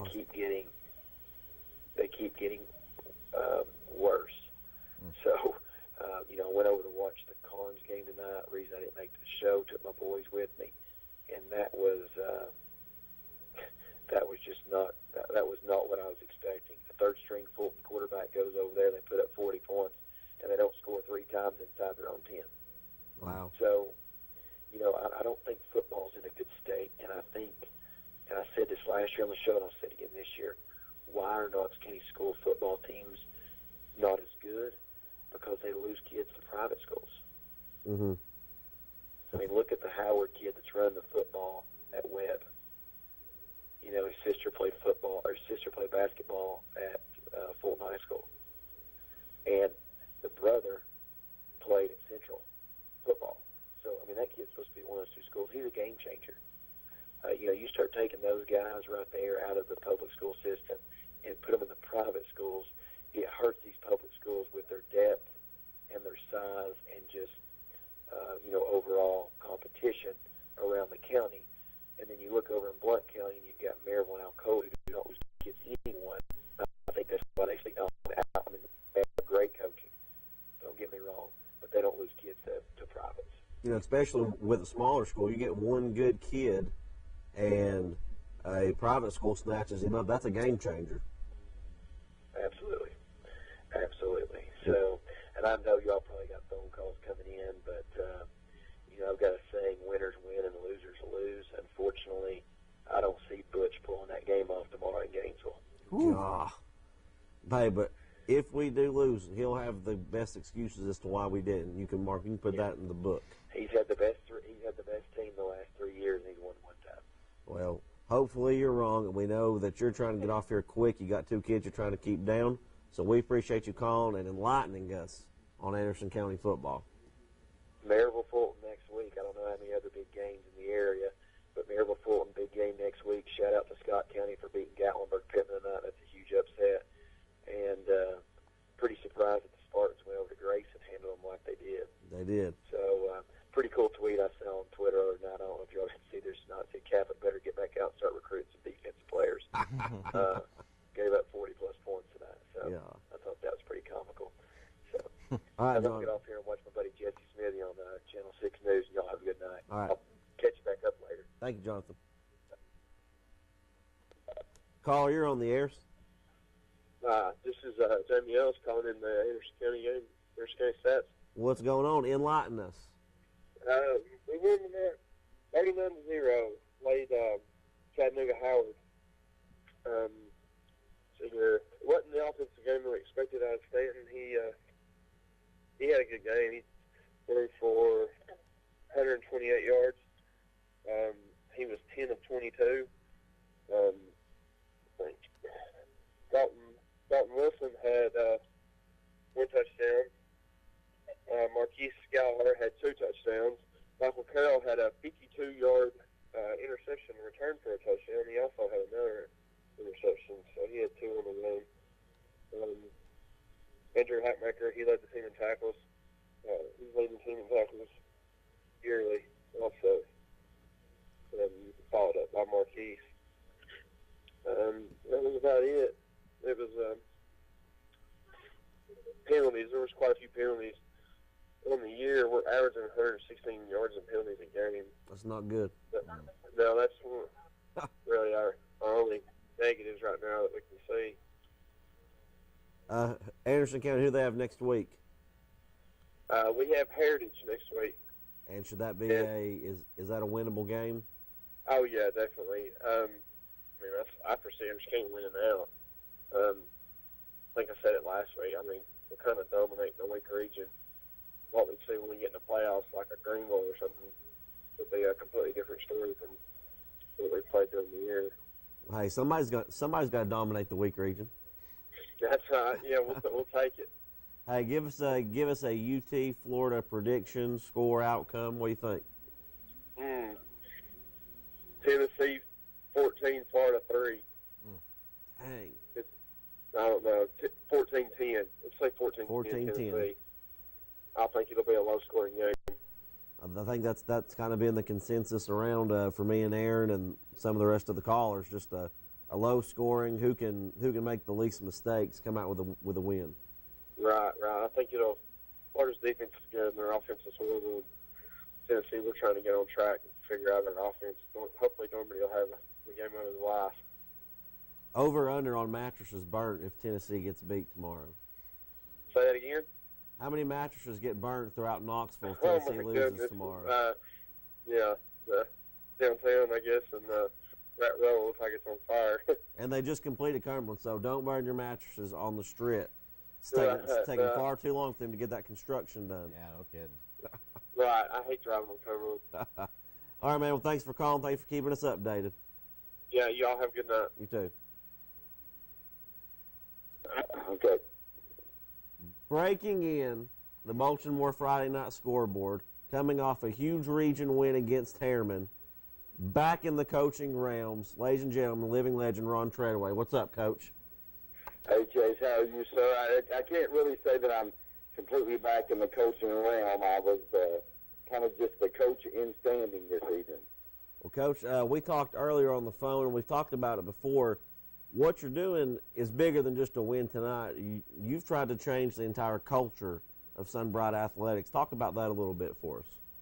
Well, I think that, traditionally with smaller schools like that have, maybe not had as much sustained success throughout their history in athletics, is that, and also academics, and in a community where there's not a lot of things for young people, the best way to change that community and our school is through athletics, to get that enthusiasm. We have a wonderful fan base up there. They are hungry for winners. They support us win or lose.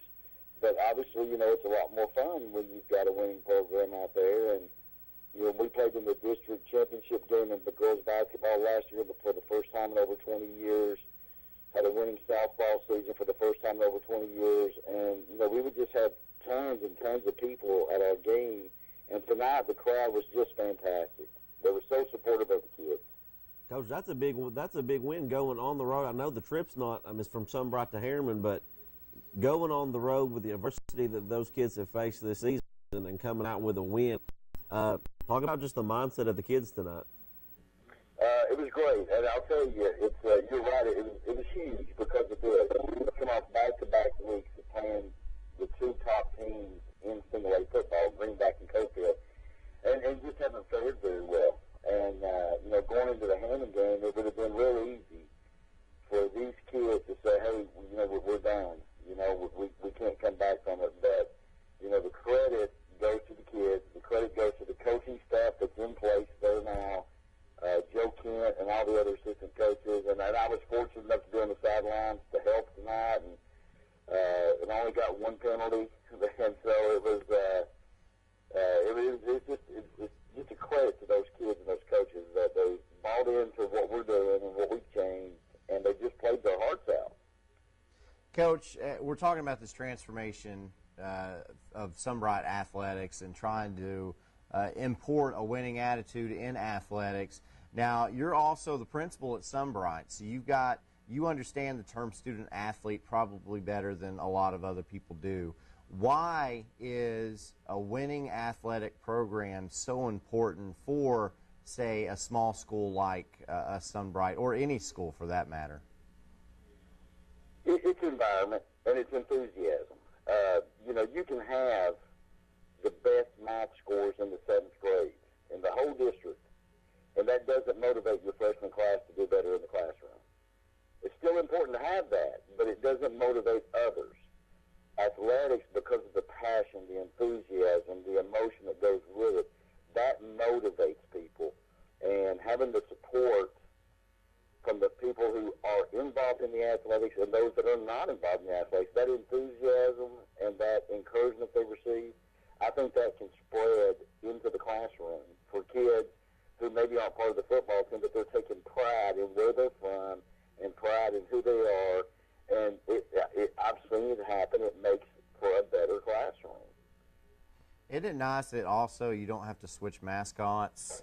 You got to go from being a tiger to being a tiger. Yeah, I just dyed all of my shirts. Hey, Coach, I heard you went old school tonight. If they can't stop the play, why change it up? How many times did you run the same play tonight? We probably ran 38 smash So, the thing was, we liked the look we were getting from the defense. We felt like they were giving us what we wanted. We were able to get hat on hat. And really, what's been preached to the kids all week, what I've talked to them about, what all the coaches have talked to them about is, look, you've got to win the individual battle. And they're giving you the individual battle tonight. They're going to go hat on hat, and it's going to come down to you winning your job. And the kids just did that. And Hammond, of course, it's not the same Hammond team they had last year, but it's a playoff team. It's a team we were not supposed to beat. And Coach Tapp does a great job over there, and the kids over there, their kids played well too. And we were fortunate enough to come out on top. And it's when you're able to beat a team with the history of the Harriman football and the talent that they have, that's just uplifting for our school. And we have a lot of talent, believe it or not. I think people kind of overlook it because early in the season we've played such good teams. But the kids that we have, Hunter Bunce and Thomas Hall and Alex Trent tonight, who had the game of his life. Those kids just played great, and they really rose to the occasion. Coach, I can tell you're excited. What was the atmosphere like in the locker room after the game? Pretty exciting. We stayed on the field quite a bit, just celebrating. They dumped the water bucket on Coach Kent, and Coach Kent, just real quick, Coach Kent loves those kids, and the kids know it, and they feel it, and they love him right back. And, you hear coaches talk about all the time, you can win with that. You can win when you love one another and when you care about each other and you play for each other. But the atmosphere was great. The kids, just to see the smiles on their faces. A couple of the referees had talked to me after the game and said, your kids were so laser focused the whole game. When we got out to a big lead, and then, of course, Harriman came storming back like Harriman can do. And then we put a drive together, and we go down and punch one in, and we did a good job managing the clock. We need to keep the ball away from their playmakers, with punts and kickoffs. We didn't have to punt very much tonight because we were able to take 3 yards and 4 yards and then break a long one and then go back to being just methodical down the field. And, it was just, you could not have written a better script for the way things worked out this evening. Coach, let's talk about your one penalty. I was listening on the radio, and was there an onside kick that may have went 11 yards and you got it and they still gave it to Harriman? I wasn't clear on what happened. Well, I think what happened on that, and I didn't have a great angle on it because I had already gotten, as I had unfortunately won't come as a surprise to you, Chase, I'd already gotten flagged for being on the field. Shocker. So I was far down, I was pretty far away from it. It looks like, and the way it was explained, the ball was kicked. Some new rules this year in high school football with the kickoffs. And it didn't quite go 10 yards. The Harriman player went to make a play on the ball, and he's allowed to make that play or it has to hit the ground. And our kid kind of ran into him simultaneously. It was a bang-bang tough call for the official. I'd like for it to win our way, but it was a tough call, and it just didn't go our way. Spoken like a true politician, Coach. Hey. Well, I knew the referee, too, and I got to be around him more. Hey, shift gears a little bit. Tennessee, Florida, what are your thoughts tomorrow? Boy, it's a tough one, Chase. It's a tough one because, I don't know that we've seen, what Tennessee can really be yet, and I think we're all real hesitant to put all our ducks in that basket and say, boy, the Tennessee team 2-0 is ready to go because, they're still sputtering a little bit here and there.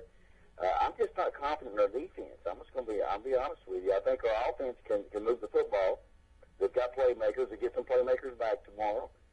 I think we'll put some points up. I think we can get 21 points. And if our defense can play, I think Florida's at a little bit of a disadvantage. They didn't have the polish-up game. That's why you scheduled Northern Colorado in between, Michigan and Tennessee. You can get to play it. Obviously, your thoughts are with the people in Gainesville, and that's going to affect those players too because they have homes down there. I think Tennessee can squeak out a win if they get off to a good start. I think 21-17. Sounds like a good plan to us, Coach. So, hey, we appreciate. I'll keep my fingers crossed. Sounds good. Hey, Coach, we appreciate you calling. Congratulations on a win, and good luck next week. I appreciate it, guys. You guys do a wonderful job, and I appreciate y'all having me on. Thank you, Coach. Well, the lines are still wide open. Give us a call, guys. Let's talk high school football. Let's talk Tennessee football at 865-483-8112. Let's take a quick break. Let's get these lines lighting back up. Guys, give us a call. We're wide open. This is the Mulch & More Friday Night Scoreboard, and we will be right back. Ladies, it's football time at Hammer Stores and time to show the colors of your favorite college team.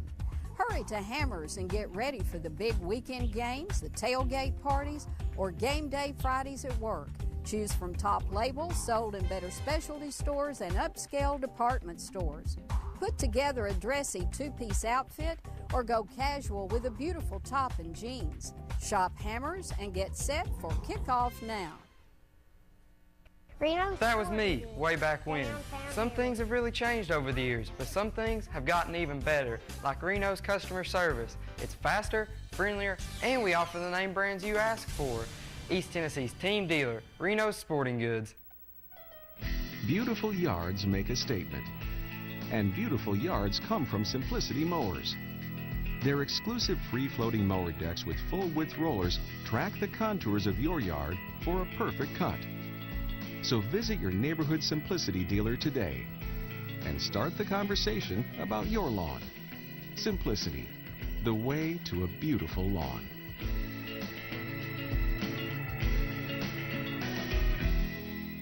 Evans Mortuary has been serving the needs of families in and around Roane County since 1976. As established members of our hometown community, we understand the security of dealing with people you know you can trust. We build our reputation on this trust. The Evans family appreciates the confidence the community has expressed in us over the years and will constantly strive to earn that favor. Evans Mortuary, 805 North Gateway. It's time to look closer to home and energize America with fuel made in America. Natural gas is the cleaner, safer, more efficient, and more affordable energy choice. ORUD is your family's comfort provider.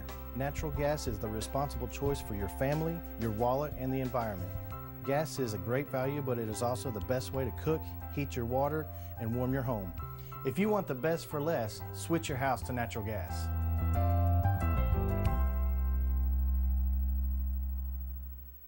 The Harriman Utility Board provides electric, gas, water, and sewer services for the city of Harriman, as well as most of Roane and Morgan counties. Recent major projects include an upgrade of our 161 kilovolt electric substation. Another ongoing project is the rehabilitation of an antiquated sewer system, including an upgrade of our wastewater treatment plant. These projects will improve the quality and reliability of these services and meet state and federal requirements. For more information, visit our website at hub-tn.com or call us at 865-882-3242. Get yourself unchained from large pharmacies. Shop and support your local independent pharmacies in our hometowns. In Kingston, shop Kinzer Drugs. In Harriman, shop Chase Drugs. And in Rockwood, Live and Let Live Drugstore. Keep our money local to help our community. Your independent pharmacies help support local high school sports, local civic groups, little leagues, marching bands, annual staffs, yearbooks, and other school clubs and activities. Remember, in Harriman, shop Chase Drugs. In Kingston, visit Kinzer Drugs. And in Rockwood, Live and Let Live Drugstore. The next time you have prescription need, try your local hometown independent pharmacy. We were here for you before the chains, and we're here for you now. In Kingston, Kinzer Drugs. In Harriman, Chase Drugs. And in Rockwood, support Live and Let Live Drugstore. Be sure to spend your dollars locally. And please support our young people of today, because they will be our leaders tomorrow. Back. Welcome back to the Friday Night Scoreboard Show, brought to you by Mulch & More. I'm Aaron Harvey. This is Chase Clem. Mulch & More, by the way, get a lot of stuff there, including a fall special, $10 scoops of brown mulch, Chase. That's $10 per scoop? Per scoop. I hear they'll even deliver it to you. They will. All you have to do is call who? Gary. Call Gary at 865-740-5229. Mulch & More. You name it, mulch, pea gravel, creek gravel, river rock, stuff I've never heard of, fence gates, fence posts, railroad cross ties. They'll tear your house down, haul it off for you. They can do it all. Give Gary a call today for a free estimate. The best topsoil in the area, too. Best topsoil. The best. We've had one living legend call in. We're going to follow that up with another living legend. Ladies and gentlemen, the living listener, I give you the one and only Jesse Smithy. Jesse, what's going on tonight?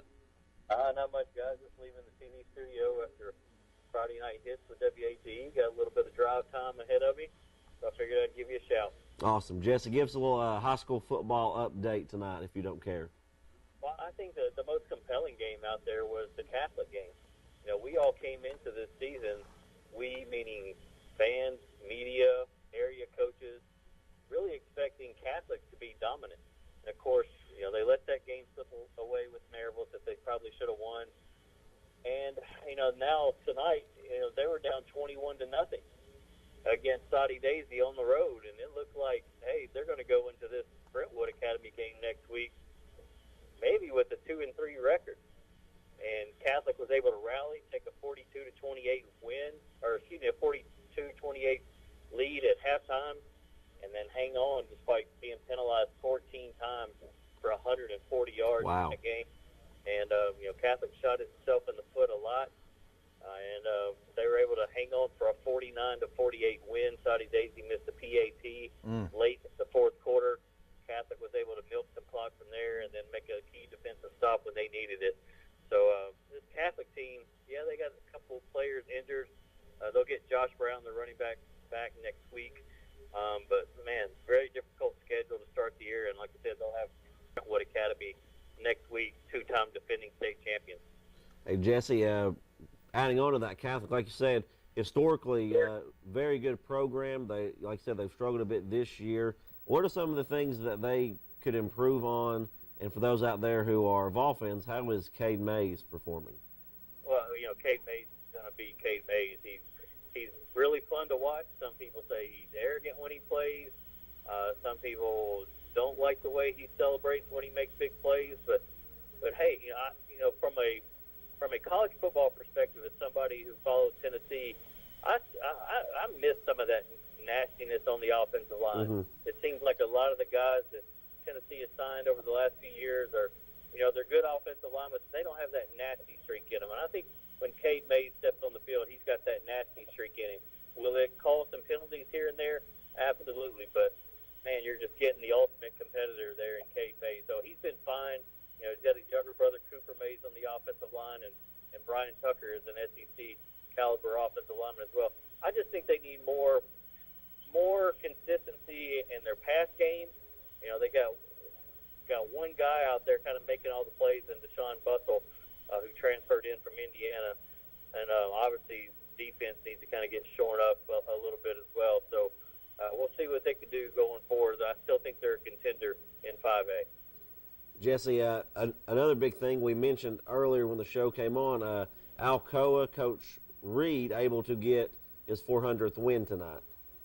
Yeah, Coach Rankin is Rankin, I apologize. I knew I was saying it wrong. Coach Rankin, I mean, he's legendary. I think we all knew he would get it this week after almost getting it, and it would have been a storybook ending right there, the storybook type of storyline, so to speak, if he would have won it against Maryville last week and he had that game in his hands and let it fall through his fingers a little bit. But I think we all knew Alcoa was going to get that victory tonight, and they got it in a dominating fashion. And, you know, hats off to Gary Rankin. Been doing it for a long time. Legendary coach at Riverdale and Alcoa and state championships galore. So he's said multiple times that he's going to keep going for a couple more years. I don't know how much longer that will be. And so you might see him get even upwards to 450 or beyond. Who knows? Jesse, another kind of a sad story this week, kind of a fall from grace. Cammie and Patrick and Isaiah Wright. A lot of people know Isaiah from the Netflix show Last Chance U. Just a real disappointment to see what's going on there. Yeah, it is, and you hope that. Now let's remember, alleged got charged. You know, we don't want to convict them. That's true. Yeah, so I think we all fail to do that whenever these stories initially come up, and we automatically think that they're guilty as charged. And so let's see how it plays out. But from when you mentioned Last Chance U, and you watch that second season, and you watch how troubled Isaiah Wright is, and how he just can't conform, whether it's in the locker room, whether it's in society, and that has a lot to do with, I'm sure, his background and the way he was brought up in really just unstable homes. As far as Camion goes, he made cameos in those episodes, and what he was able to do to fight his way through all the trials and stuff that he had in high school, to fight through community college and get to a Division I campus in Indiana and make the impact that he did in his short time there. And you see him in the interviews, and he looks like he's a kid who has his head on square finally for the first time in his life, and for the last couple of years. So you hope he's not convicted or found guilty, but it's certainly not a good look for either one of those brothers to have this pop up in their timeline and their lives. And our condolences, obviously, to the young man who lost his life, and it's just sad all around, like you said. And like you said, Jesse, these are alleged, and in this country you are innocent until proven guilty. Let's switch it back over to the Vols, and we'll get you off here because I know you're a busy man. Tennessee, Florida tomorrow. Your thoughts? Well, I think the weather could possibly play a part in this, and I really would like to see Tennessee keep it on the ground more, rely on the legs of John Kelly. I think Ty Chandler needs to have significantly more carries out of the backfield. We all saw what some of us high school reporters have seen the last couple of years at the state championship, and I try to tell people in the offseason I thought Ty Chandler, mid part of this year could be the starting running back. And you saw him return that kick and how dynamic and electric he can be. He needs to have the ball in his hands more down in Gainesville. And if Tennessee fails to do that, it could be a long afternoon. You just don't want to put it all on Quentin Dormady, a first-year starter down there in the swamp. Make the other guys make the plays, and for him, he's going to have to make throws, maybe third downs to keep drives going. But he's got enough playmakers out there where he can get it done. As for Florida, I think all the suspensions could really come into play, and their quarterback Felipe Franks didn't look that great the first week. Of course, they didn't play last week, so he's had that kind of rumbling around his mind for about 2 weeks now, and that could always spell bad news when you just have bad thoughts for 2 weeks. Jesse, real quick, I think both fan bases, the Florida fan base, the Tennessee fan base, a little bit on edge with both of their coaches. Is this a game that could make or break the careers of Jim McElwain at Florida or Butch Jones at Tennessee? I'd say the seat's a little bit hotter on McElwain right now. Florida fans are furious, and if Tennessee goes down there and happens to blow them out 14, 21 points, the fire's only going to get turned up a little bit more. I think Jim McElwain's trying to do a little bit of spin factor in the media, talking about how they're going to dedicate their performance to the hurricane victims, and so I think he's trying to take a little pressure off of him and get people behind him a little bit. But I think Butch Jones can survive a loss to Florida as long as he goes on and wins a couple more games the rest of this season. I think Florida fans aren't as patient, given what they've had in years past. All right, Jesse, before we let you go, you want to make a prediction for tomorrow's game, or have you already made one? No, I haven't made one. I guess I'll go ahead and do it now. I'll take Tennessee to win the football game. I'll say 20 to 10. 20 to 10, Tennessee. All right, Jesse. Hey, well, we appreciate you calling in, and we look forward to hearing from you next week, hopefully. All right. Have a good night, guys. Thank you, Jesse. Again. Call, you're on the air. No, here's Coach Pank. Coach Panky, a big win tonight, 36 unanswered points. We spoke to Landon earlier, said, and this is coming from Landon, he said, just kind of felt weird that first part of the first quarter, and then like a switch came on and it was on. Well, it's pretty much 20-0 within the first 5 minutes of the game. They had a big kickoff return on us, scored. They had two back-to-back onside kicks that they recovered, probably, inside the 30-yard line and scored. So, before the popcorn got going good, it was 20-0. And, our kids were, I was shocked. Our kids were shocked. We just had to settle down and, just get our stuff together and slowly just was able to fight back. And once we got it tied up and, we had the momentum going into halftime, we came out after halftime and was able to go down the field and score. And, you know, we just was able to play better defense second half. Coach, a workhorse of the team, always a good kid, a good athlete, may not get as much of the spotlight. Matt Spellman had a good game tonight for you, didn't he? Well, Matt Spillman had a great game. You know, he's a 4-year starter here at Kingston. You know, one of our true leaders as a senior. And, you know, he was able to step up the second half, ended up having a heck of a catch, and played a really good game on defense. Just the MVP performance by Matt Spellman.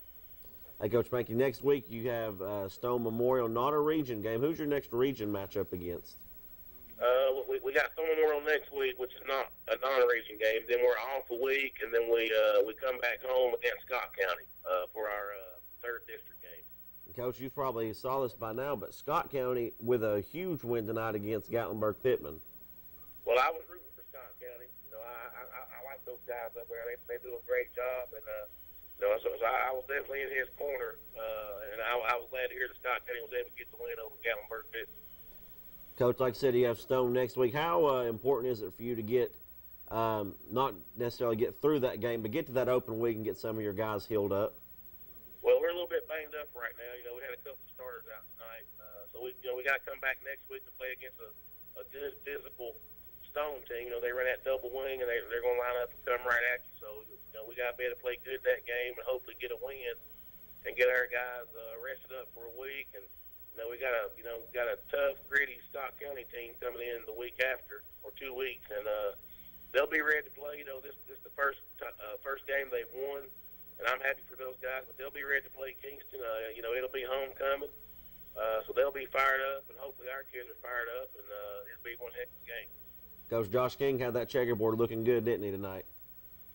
Well, I had to coach him up on the checkerboard, Chase, but you're right, he did have it looking pretty good. Hey, last thing, Coach.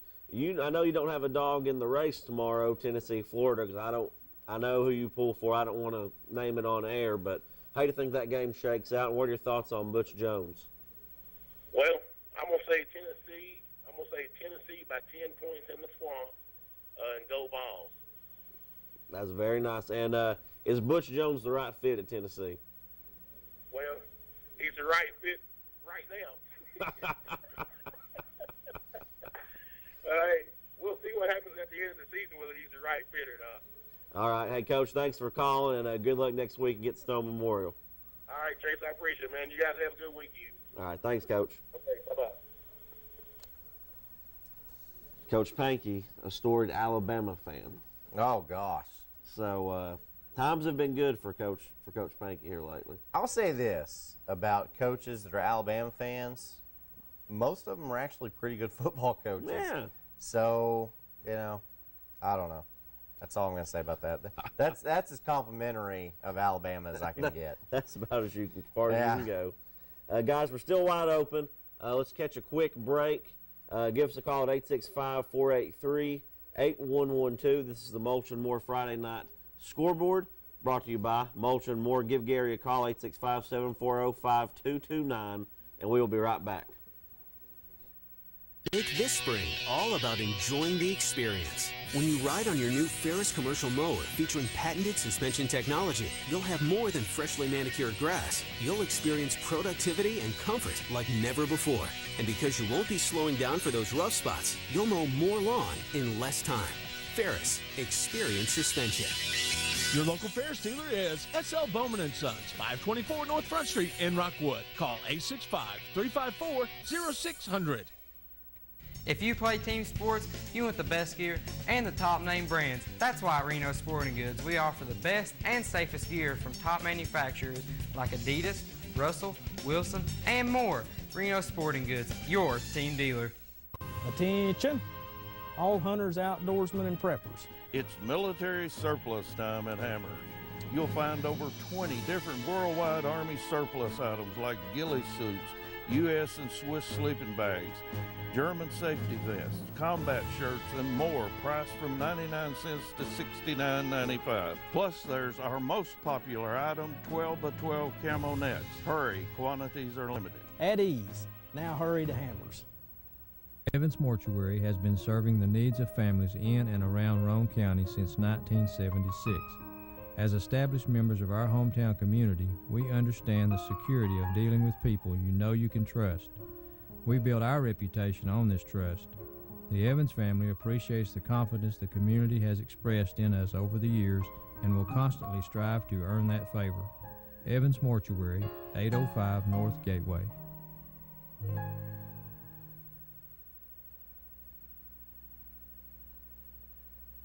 Welcome back to the Friday Night Scoreboard, brought to you by Mulch and More. I heard that they're running a special right now, Mulch and More. They are this fall. Brown mulch. My favorite. Not like green mulch. No. Or red mulch. No. Black mulch. It's brown mulch. $10 per scoop. Per scoop. And that's it. They'll deliver it to you. Yeah, they will. So all you have to do is pick up the phone, call Gary, 865-740-5229.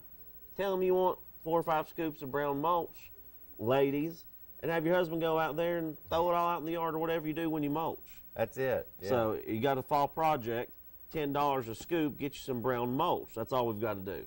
Give Gary a call today at Mulch and More, folks. They do it all. Mountain Mist Stone, my favorite stone. Yeah. I don't even know much about stone, but my favorite is Mountain Mist Stone. That just puts me in a state of zen. I've been to Stone Mountain. Interesting. Yeah. It's a good place. Interesting. Yeah. All types of gravel, creek rock, river rock, Mulch and More, full-service landscape center. Give them a call today for a free estimate. Still got a couple more minutes for you to call in at 865-483-8112. Give us your Tennessee and Florida predictions. Like I said, 23-10 tomorrow. I think the Vols roll. I'm interested to see if we're going to see Garantano or not. Interested to see if the trash can makes another appearance. You know, last week it was sidelined. I think the fan outcry put it on the sidelines. Yeah, people don't like it. It's a little bit tacky, I'll be honest. Maybe the trash can should throw itself away. Is that possible? But like you said, if trashception, if the players like it, yeah, who are we to say? Yeah, who are we to say no to? They don't think it's stupid. I mean, they want to get that turnover. That's what it is. You know, don't like Butch, whatever. He's very gimmicky. Mm-hmm. And sometimes there's nothing wrong with gimmicks, especially if they work. If they work. And so this is a gimmick to motivate his team. And everybody wants that turnover. Everybody wants to recover that fumble. Everybody wants that interception because, hey, you know, they want to partake. They want to be the one to slam dunk that football. And they need to figure out something, though, because against Georgia Tech, there were a couple of dud dunks. Where the ball bounced out of the track. Yeah, they need to figure something out. They need to have it. They need to build a pedestal and have it sitting up on a pedestal instead of somebody holding it up in the air. It's a little, I don't know. It's a little tacky, but you know what? I don't care if it works. If it makes them want to strip the ball more, if it makes them want to have better technique so that they can get turnovers, then whatever. But how about you saying 23-10 Vols? Jesse Smithy saying 20-10 Vols, and myself saying 17-10 Vols. So 10's across the board. Yeah, we think Florida's going to score 10 points. I hope they do. I don't know that Florida can score more than 10. I mean, I know our defense has struggled a little bit. Actually, the passing defense hasn't struggled that much, and Florida's starting running back, Jordan Scarlett, involved in the scandal and everything, having to miss tomorrow's game. So Florida still with some decent running backs, but their offensive line has struggled. Honestly, I don't know. I just don't think Florida can score enough points to beat Tennessee. No. That's why I'm picking the Vols. That's true. You've got to think. I know they've said those 12 players aren't going to play. Yeah. They said there's no way they can play as long as because as long as the investigation's going, they're out. Right. Yeah. You've got to think though that maybe you wake up tomorrow and they're all playing. Yeah. So, caller, you're on the air. Hey there, guys. How's it going there? This is 3D man. 3D, just in the nick of time. How's it going? Yeah, it's going good, my man. Too blessed to be depressed, too blessed to be stressed, my man. That's right. Hey, Oak Ridge with a big win tonight, 23-13. Yeah. They seem like they kind kind of got unfolded there after the first quarter there, and it ain't how you start, it's how you finish, and hopefully they can carry this like Farragut did last year. I mean, of course, we beat Farragut last year, and they went on. That's the only loss they had. And they went on to win the state. Hopefully this is sort of like an omen for us. We lost to Farragut, so hopefully we can run the table. Now, like I said, hoping they are. Cause like I say, I'm an Oak Ridge graduate, and I played sports over there, and I want them to see good. I want them to do well. I know most of them kids and their daddies and their families and whatever. So that was a good win for them tonight. After their defense is pretty polished. They got some pretty good studs on that defense, especially that front four. And their secondary, they got some good athletes. But their defense is a little ahead of their offense right now. But hopefully they can pick it up because Jordan Graham, he wasn't really no factor in the game yet because I don't know what the situation with him the last 4 games. I think he only got about 30-something yards rushing after about 4 games. So hopefully we can get him in the click and get him and utilize, like I always say, utilize and maximize the talent that you have. You always wow me with your cliches. They're incredible. Huh? I said your cliches are truly incredible. I love them. Yeah, it is utilization. That's you gotta utilize and maximize to the degree that you have the talent that you have. You gotta utilize it. You can't hide them, and you gotta put them to work. And when you do that, anybody, any level that you have, whether it's the pro level, high school level, college level, if you don't utilize and maximize your talent that you have, then what good is you are to put them on the field to try to execute? I mean, that comes in with experience and good coaching, and But on that, I want to give a shout out to Coach Russell. I didn't go to Robertsville, I went to Jefferson, but he's a class act with a capital C. I mean, this guy, he impacted a lot of people's lives because I used to run into him over the high school, and I love talking to him. He'll give you a good conversation, and he'll give you wisdom in life, too. And I know a lot of people that played under him and are associated with him and affiliated with him in some degree. They was touched by him. If he said 2 words, he said 1,000. You know what I mean? You ever been one of them kind of people, they said 4 or 5 words, but it's just like 1,000. Mm-hmm. He one of them kind of guys, and my hat go off to him, and I congratulate him on a successful career of being in Oak Ridge sports and being around the kids. And like I said, I didn't play under him, but I truly was touched by every time I run into him, and I wish him the best, and I prayed that for him and his wife. They truly nice people, and if anybody had got a chance to come up there to that situation with him, I think it was next week, they ought to come up there. Well, hey, Triple D, those are kind words, Triple D. Hey, let's shift gears a little bit. Give us your thoughts on Tennessee, Florida tomorrow. I think they got to utilize, like I say, they got to utilize John Kelly.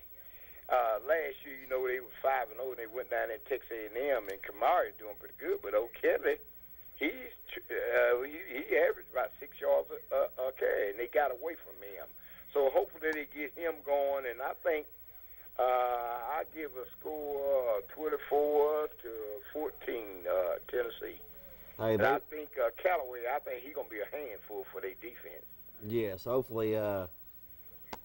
Too wrong to say Hurricane Callaway? Ooh. Bad too soon? Yeah, probably. Hopefully Marquez Callaway comes through and can, really be impactful. And they'll. Well, you watch and see what those 3D says about them 2 guys. They utilize Kelly and Johnson. Them just kind of help Callaway a little bit because I know they're going to be trying to double team him and everything because they know that if they take him out of the equation, that they have a more than a better chance to win. But if it's some other guy, Bird and Johnson, them have a pretty good game, take the pressure off of Darmody, and Darmody's got to take care of the ball. Though he can't get jittery. He got to take care. He got to eat it if he look like he gonna throw in himself. He can't do that. They can't shoot themselves in the foot. They gotta take care of the ball. But I'm predicting Tennessee win 24-14. That sounds good to me. They better utilize, and Butch Jones better recognize. What do you think about that? Yeah, that sounds good to me. I mean, if he got to recognize, what he got, and he got to put him to use. And Butch Jones, like I said, he can't lose this game. I mean, it ain't death on it, but at the same time, when they have the tendency to lose to Florida, it looks like they get down in the dumps, and it takes a while for them to come up to get their head up. But hopefully a win will kind of put them up to, where they need to be. Because Butch Jones, the verdict is out on him. So he can't lose in South Carolina like he did last year. Teams like that he expected to beat. Because after they were 5-0, started out real good. They started out like They started out like a fireball, and they ended up like a raindrop. And they cooled off because I think they lost 3 out of 4 games, and it wasn't for that Hail Mary pass, they would have lost 4 straight. Triple D, you're bringing up bad vibes. It's too close to game time. Yeah. They got to step. They got to get focused. You got to, like I said, 3D stage, you got to be determined. You got to be dedicated. And then you got to have that will, that desire. And then you have a good attitude, equals success every time. That's I guarantee you, whether you're in the political world, sports world, or business world, you take them 3Ds and take a good attitude. That'll equal success every time. Triple D, I think you're about to preach. Not quite. I just learned that in life. I learned that in life. Come from a family of 14 children. It was tough. You had to work for everything you got. You got to dedicate yourself for the cause. And, I'm retired, and I thank God for that and everything. But before I get off here, I want to give a shout-out to my man, David Queener. I want to tell him I'm praying for his wife, and I'm praying that she get better, that God lays his hand on her. And guys, I appreciate your show, and God bless you, and keep up the good work. Hey, thank you very much, Triple D. Look forward to hearing from you next week. All right, man. Have a blessed rest of the night. You too. Thank you. All right. Bye-bye. He said, you got to have will. You got to have will. And I've got a will, and I'm going to drive it right off this show. Hey, before we get out of here, okay, special birthday shout-out. That's right. The owner of BBB TV, Brad Jones, it's his birthday today. Now, I'm not going to tell you how old he is because I don't know how old he is. He's 48? He's admitting it. He might be lying to us, though. He might be lying. He looks a lot older than 48. I don't know. On that note, we've got to go, guys. This has been the Friday Night Scoreboard, brought to you once more by Mulch & Moore, and we will see you next Friday night. Good night. Get yourself unchained from large pharmacies. Shop and support your local independent pharmacies in our hometowns. In Kingston, shop Kinzer Drugs. In Harriman, shop Chase Drugs. And in Rockwood, Live and Let Live Drugstore. Keep our money local to help our community. Your independent pharmacies help support local high school sports, local civic groups, little leagues, marching bands, annual staffs, yearbooks, and other school clubs and activities. Remember, in Harriman, shop Chase Drugs. In Kingston, visit Kinzer Drugs. And in Rockwood, Live and Let Live Drugstore. The next time you have prescription need, try your local hometown independent pharmacy. We were here for you before the chains, and we're here for you now. In Kingston, Kinzer Drugs. In Harriman, Chase Drugs. And in Rockwood, support Live and Let Live Drugstore. Be sure to spend your dollars locally. And please support our young people of today because they will be our leaders tomorrow. If you didn't buy your rugs at Hammers, you paid too much. Hammers buyers search the South's rug markets every month for special deals on area and room size rugs, like these in traditional, oriental, and contemporary designs. Choose from high quality heat set rugs. Oliphants or wool. Plus, there's always a special selection of kitchen and bathroom rugs for $288. Remember, Don't pay too much. Buy your rugs at Hammers. Evans Mortuary has been serving the needs of families in and around Roane County since 1976. As established members of our hometown community, we understand the security of dealing with people you know you can trust. We build our reputation on this trust. The Evans family appreciates the confidence the community has expressed in us over the years and will constantly strive to earn that favor. Evans Mortuary, 805 North Gateway.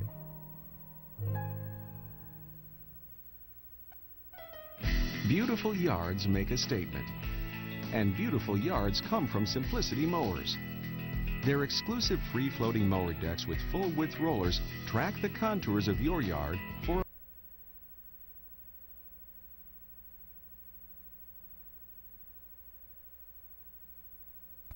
We are the Rockwood Tiger Cheerleaders hanging out at the Oak Ridge Utility District getting ready for the big game.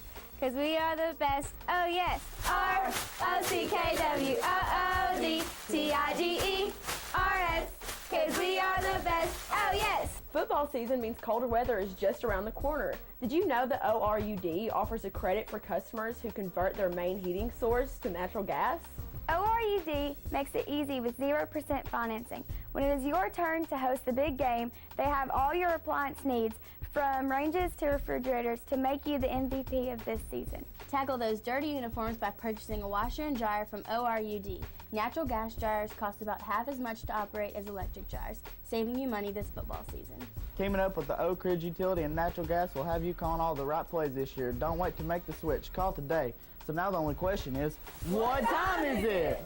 It's high school football time in Tennessee.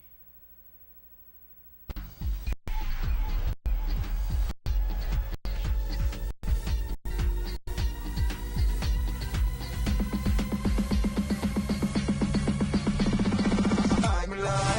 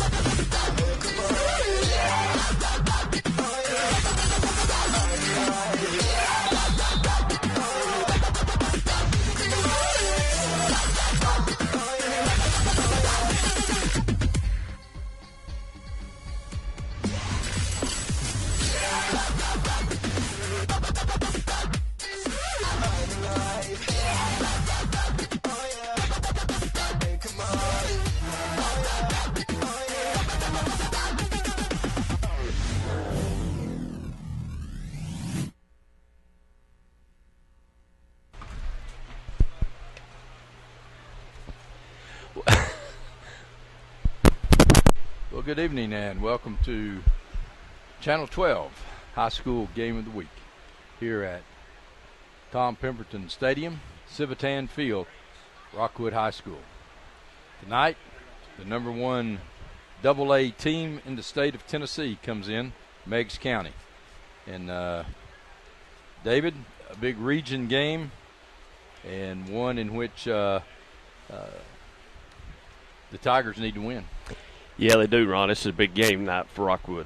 The Rockwood Tigers, not the Meigs County Tigers. Tigers, right. I'm talking Rockwood Tigers, too. Yeah, they do. They need to win this game tonight. It's going to be a tall task for them, though. It is. It's a good Meigs County team, obviously, and they have some players that are going to really excel. One of which tonight is Griffith McDowell. He's a sophomore. He'll be a linebacker, and he's a beast. Is that number 46? 46. He's a good-looking young man out there. He's a beast. But Coach John Webb has his football team, as always. They'll be well prepared. They've had a chance to check this football team out. They come in after a big county rivalry game with Kingston last week and played well. Had a chance, had momentum going their way. They lose a fumble and the wheels really just come off. A couple big plays.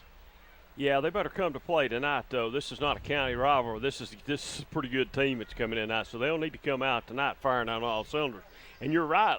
Last week, Ron, they were in the ball game, opened the second half up with a big, I don't know how many yard touchdown run that was, or kickoff return rather. They'll need that tonight plus some, so they'll have to play pretty good football tonight. Just looking at the Meigs County players, David, it looks like you've got some good speed, but you've got a lot of big physical players in the trenches as well. Yeah, just from looking at them, there's some pretty good-sized boys out there. And it comes down basically the same every week. You got to tackle, and you got to keep the football. You can't make turnovers, and that's that's the name of the game. Well, if you tackle and you don't have the turnovers and mistakes, 9 times out of 10, you're probably going to win the ball game. But that's something that Rockwood's going to have to do tonight, play turnover-free football. And I think Rockwood really, Ron, is going to have to run the ball tonight. I don't think they run the ball that well last week, but I think they'll really have to run the ball good tonight. That'll open up that passing game that they've all at once found also. And you keep your eye on where 46 is. Well, he's only one guy. He's only one guy. Maybe they'll double team him and block him. But my point is, he can't be everywhere. He can't be everywhere, but and at the same time, like you say, you can't spend so much time on him. You've got to have somebody that can take control of him tonight. It's going to be a good football game. This is a good double-A type football game. It is. I think it's the first time I've ever done a game where the number one team in the state is one of the teams. I don't think we've ever done a number one. I'm not anyway. I've been around a couple that were number one, but never done one.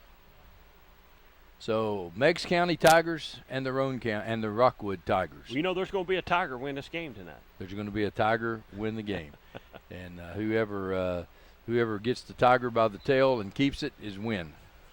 You're exactly right. I agree with you 100%. Well, we want to thank our sponsors tonight for helping us to bring you high school football game here on Channel 12. Been doing it for a long time, and certainly hope to continue to be doing it a lot longer. And our guess we need to pause here just for a second and wish our owner a happy birthday. Day Brad's birthday? Day's Brad's birthday. I heard that. So happy birthday, Mr. Jones. So maybe our check will be a little bit more than that. I heard that, man. Huh? I heard that. Yeah, that sounds good. I wish him happy birthday too then. Some games from around the region tonight, and tonight, David, you start separating a little bit. Region play tonight. Go through. Region play tonight, Ron. Region play tonight. And once again, South Doyle took it on the chin again last night, and something is amiss at South Doyle. Yeah, and I'm going to be honest, I really don't know what it is. I mean, I watched that game last night. It's like they played when they wanted to play. And I don't know what's going on. It's sort of weird. Anderson County is at Howard in the game tonight. Bearden will be at Science Hill, Catholic at Soddy Daisy, and Clinton will be at Powell. Cofield will be at Oakdale, and Gibbs will be at Campbell County. Grace Christian will be at Webb, and Granger will be at Elizabethton. Greenville will be at Pisgah, North Carolina. Farragut at Jefferson County. Fulton will be at Carnes. Halls will be at Carter, and Lenoir City at Ray County. Loudon will be at Signal Mountain. Morristown East at Tennessee High. Morristown West at Hardin Valley. Northview Academy at Kingston. First time Kingston will have ever played Northview Academy. Oliver Springs will be at Greenback. Oneida at Cumberland Gap. Pigeon Forge at Alcoa. Red Bank will be at McMinn Central, Scott at Gatlinburg Pittman, Seymour at Central, Sunbright at Harriman, Sweetwater at Brainerd, Tellico Plains at Polk County, and West will be at Oak Ridge. Big game for Oak Ridge tonight. Yeah, it's a game that Oak Ridge needs. They gotta figure out what's going on there. They got something going on too. Nobody knows what's going on. So if you look at region play now, David, in Region 2 1A, Cofield is 2-0 in the region. Greenback is 1-0. Midway 1-0. So we'll start to separate some as region play starts here. Meigs County 1-0. Oneida 1-0. This will be Rockwood's first region game. So a big game for Rockwood here tonight. In Region 3 2A, Marion County and Tyner are 1-0. Tellico Plains has yet to play a region game. They'll do so tonight. And in Region 2 3A, Austin East, Gatlinburg Pittman, and Alcoa all 1-0. Kingston 0-1. Pigeon Forge has yet to play. Northview Academy 0-1. So one of the games, the winner of tonight's game, will get their first region win between Northview and Kingston. Scott is the only winless team in that region. So as we go around and look at some others, 4A,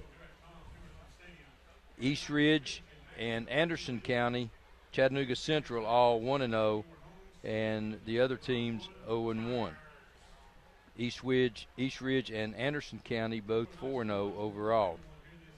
And on the 5A level, team that we're interested in, Region 3 5A, West, Fulton, and Oak Ridge all 1-0. So the West Oak Ridge game tonight will start separating that one a little bit. So by the end of the night, we'll start to have a little bit of separation. Some regions more than others, depending on the schedule. But that's going to be some separation as we start tonight's game. You're exactly right. Let's take a break, and we'll come back to Civitan Field. It's time to look closer to home and energize America with fuel made in America. Natural gas is a cleaner, safer, more efficient, and more affordable energy choice. ORUD is your family's comfort provider. Natural gas is the responsible choice for your family, your wallet, and the environment. Gas is a great value, but it is also the best way to cook, heat your water, and warm your home. If you want the best for less, switch your house to natural gas.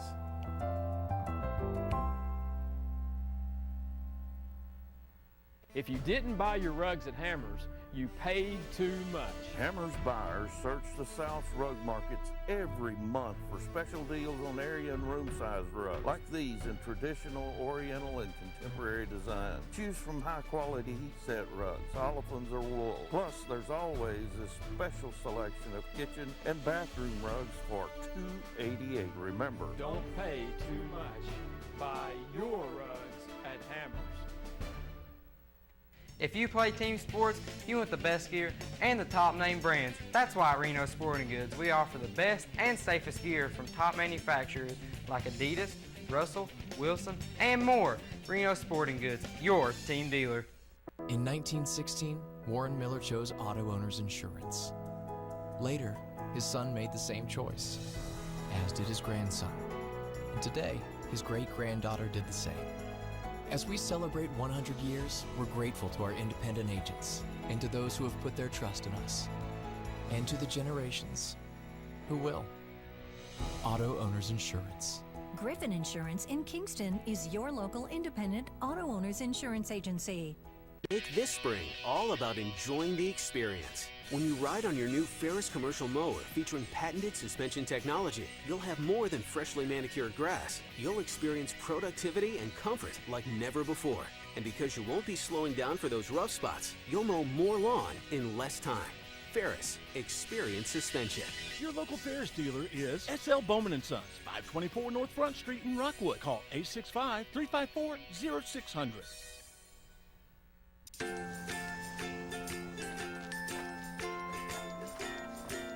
All right, crew, let's get started. All right.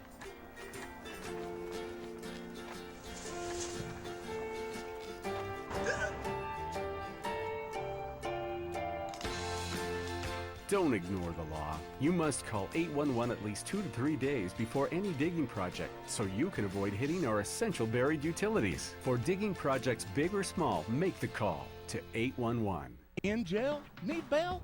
Just chill and call Hill. That's right, Hill Bonding Company is a locally owned Johnny-on-the-spot company for bonding people out of jail. The number you need to remember is 245-4545. That's right, 245-4545. Hill Bonding Company is locally owned, also covering Morgan and Loudoun counties. 245-4545. Jail ain't no big deal, just chill and call Hill. 245-4545. The Harriman Utility Board provides electric, gas, water, and sewer services for the city of Harriman, as well as most of Roane and Morgan counties. Recent major projects include an upgrade of our 161 kilovolt electric substation. Another ongoing project is the rehabilitation of an antiquated sewer system, including an upgrade of our wastewater treatment plant. These projects will improve the quality and reliability of these services and meet state and federal requirements. For more information, visit our website at hub-tn.com or call us at 865-882-3242. Evans Mortuary has been serving the needs of families in and around Roane County since 1976. As established members of our hometown community, we understand the security of dealing with people you know you can trust. We build our reputation on this trust. The Evans family appreciates the confidence the community has expressed in us over the years and will constantly strive to earn that favor. Evans Mortuary, 805 North Gateway. If you play team sports, you want the best gear and the top name brands. That's why at Reno Sporting Goods we offer the best and safest gear from top manufacturers like Adidas, Russell, Wilson, and more. Reno Sporting Goods, your team dealer.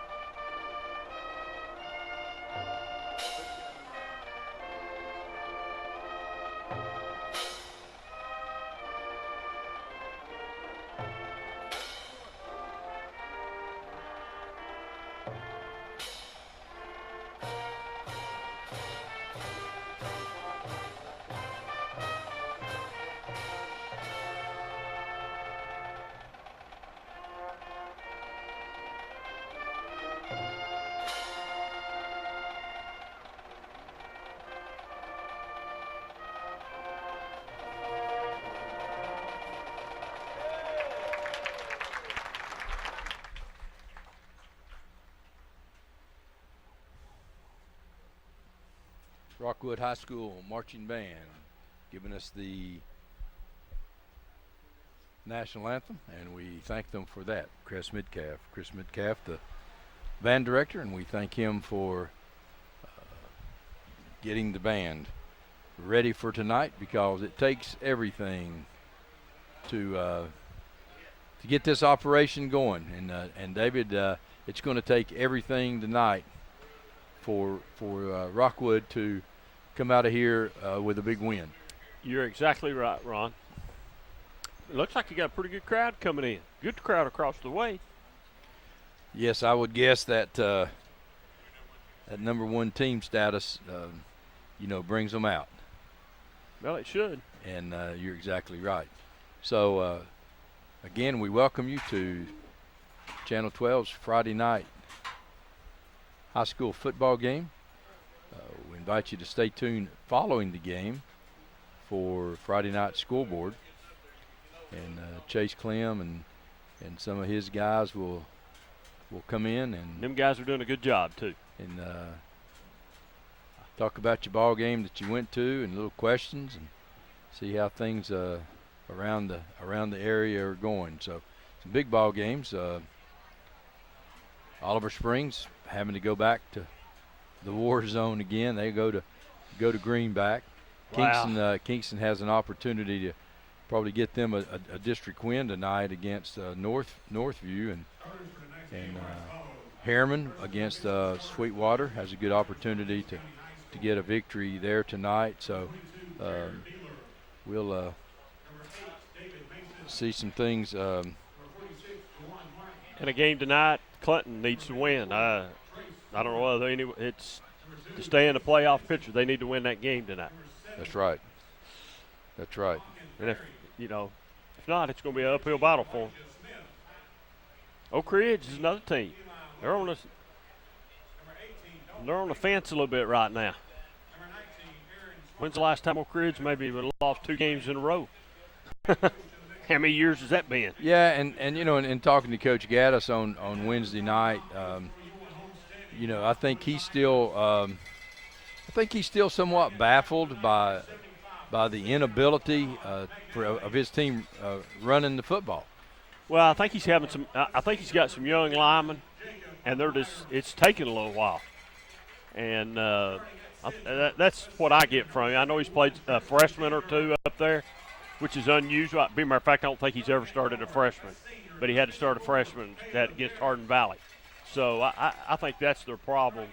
They're just having some trouble on the offensive line. I mean, Graham is being held. He's almost. He's almost like he's not there. Like he's not there. I mean, he's out there. We know he's out there, but he's not producing nothing, and that hurts when you got a weapon like that. That really hurts. Yeah, it's fun.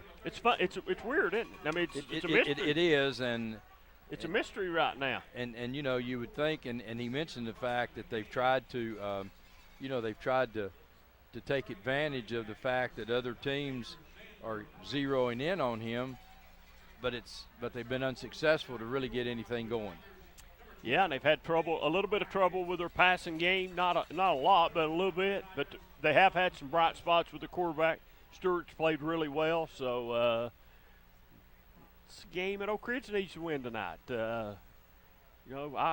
sort of thought they might be at the top of that region, and this will be a telltale tonight. Still a lot of games left to be played, though. Don't get me wrong.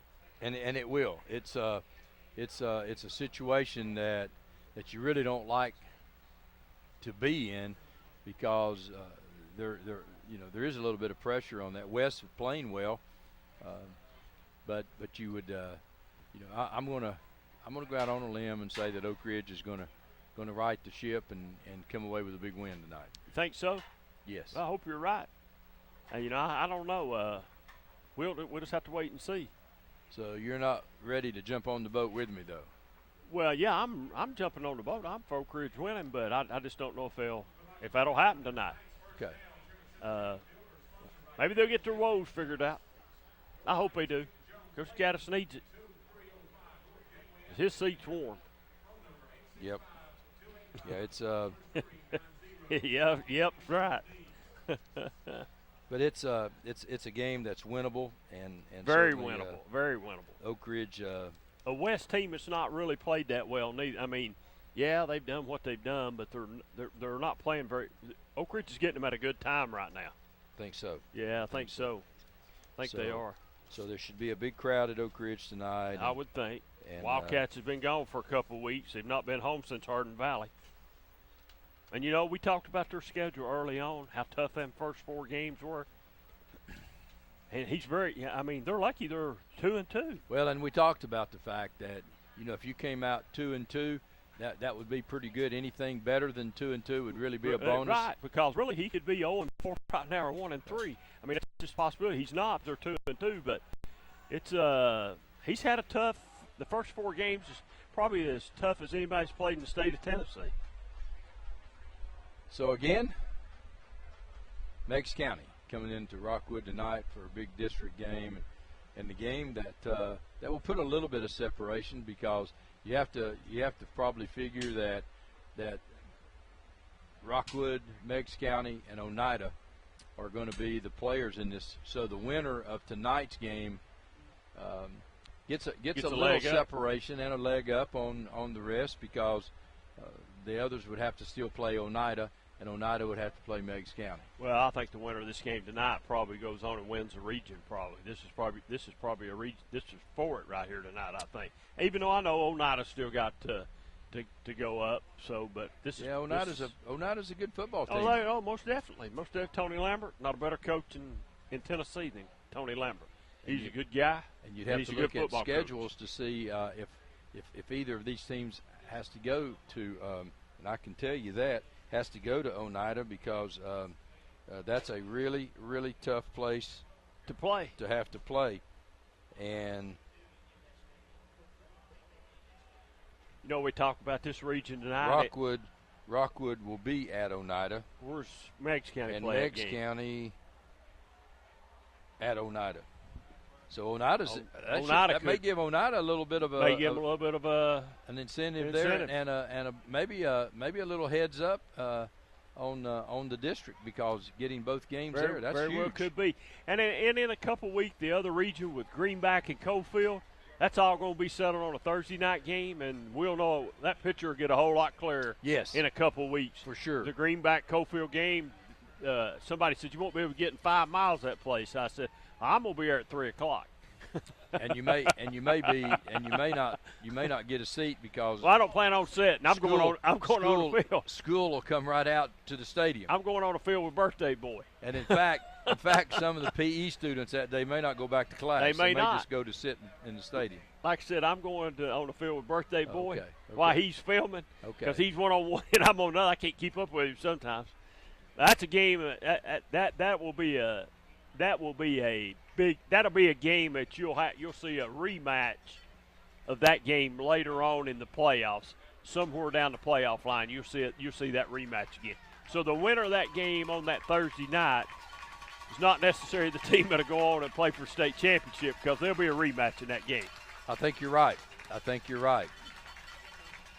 Coach John Webb bringing his Rockwood Tigers in front of the home fans, and leading. And there's a young man, Ashburn, last week that played an awfully good football game. Had the kickoff return, had a couple of punt returns, David, for good yardage. So, he did. So how long's Coach Webb been coaching here? I'd say Coach Webb's probably in year 15, 16. He's been here a long time, maybe longer than that.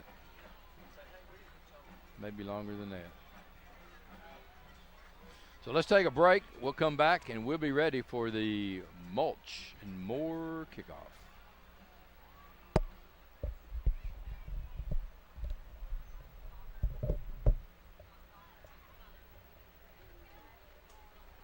It's time to look closer to home and energize America with fuel made in America. Natural gas is a cleaner, safer, more efficient, and more affordable energy choice. ORUD is your family's comfort provider. Natural gas is the responsible choice for your family, your wallet, and the environment. Gas is a great value, but it is also the best way to cook, heat your water, and warm your home. If you want the best for less, switch your house to natural gas.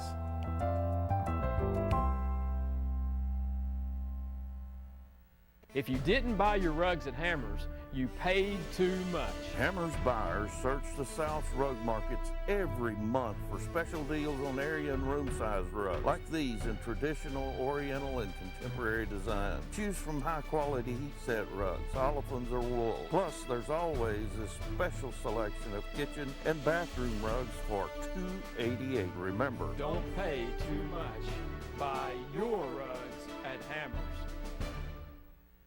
If you play team sports, you want the best gear and the top name brands. That's why at Reno Sporting Goods, we offer the best and safest gear from top manufacturers like Adidas, Russell, Wilson, and more. Reno Sporting Goods, your team dealer. Make this spring all about enjoying the experience.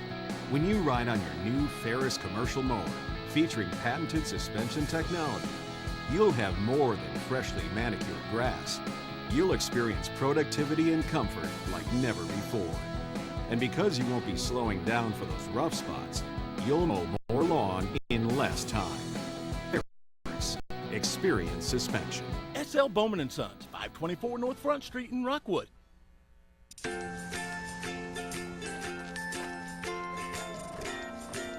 All right, crew, let's get started. All right.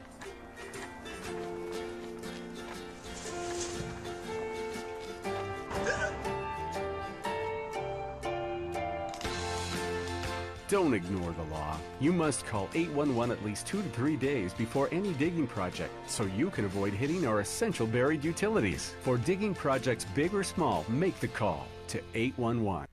Rockwood Tigers coming onto the field for tonight's contest. Oneida. We've been talking about Oneida. You got them on your mind. Meigs County has won the toss, and they've elected to receive. So Meigs County wants the football right off the bat. So it will be our Mulch and Moore Choose from high quality kickoff. set rugs. And we'll tell you that the folks at Mulch and Moore have a fall special for you on mulch. $10 a scoop for brown mulch. So check the price. Don't think you can beat it. So go by and see Gary down at Mulch and Moore for a mulch special. Mulch and Moore, 740-5229. And they're open from 8:30 to 5 every day and on Saturday as well. So, and if they don't have what you need, they'll get it for you. So go down and see the fine folks at Mulch and Moore. Treadway will kick off for the Rockwood Tigers.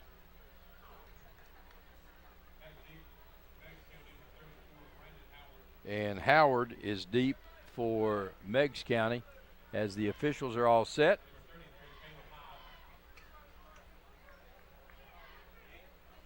So Howard and Hyde deep for Meigs County, and the official now looks, everybody's arms are up, and the officials say, let's kick it off. So here we go. It's going to be a high kick. It's taken at about the 23-yard line. Goes through a couple of missed tackles, and the Rockwood Tigers will bring him down at about the 37-yard line. So Meigs County will be first on offense, and Eli Loden will be a running back for Meigs County. Fritz will be at quarterback. And going off to the right side, following the big blockers, is Smith. Around the right side, Smith will pick up about 4 yards. And David, one of the keys tonight, as we talked about last week, down and distance. Yep. Manageable. You want to manage. You gotta avoid the big third and longs. Yeah, you don't want the 3rd and 8s, 3rd and 9s. You want the 3rd and 2s. Beeler comes wide to the left to the bottom of your screen. And this time they'll give it to the second man through, and the Tigers are there to make the stop. Big stop for the Tigers. And there to make the stop for the Tigers.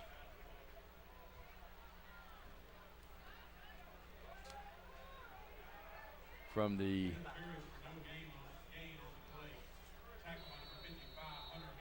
Henderson on the stop. Fill the hole and fill the gap quickly. 3rd down and 7. Big play right here for the Tigers. You'd sure like to make them punt on this first possession. So back to throw, looking, and he's got a man across the middle. It should have been incomplete. And coming around to tip it is Williams. But more importantly, the Tigers hold on 3 and out on the first possession for Meigs County. Don't tip that ball, might get intercepted. Coming in to punt for Meigs County.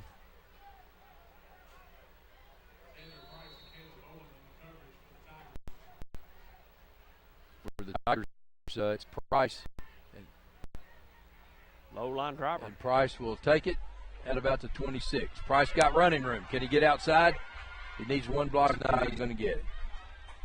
He had some running room to the outside, but coming up with the tackle was Wedman for Meigs County.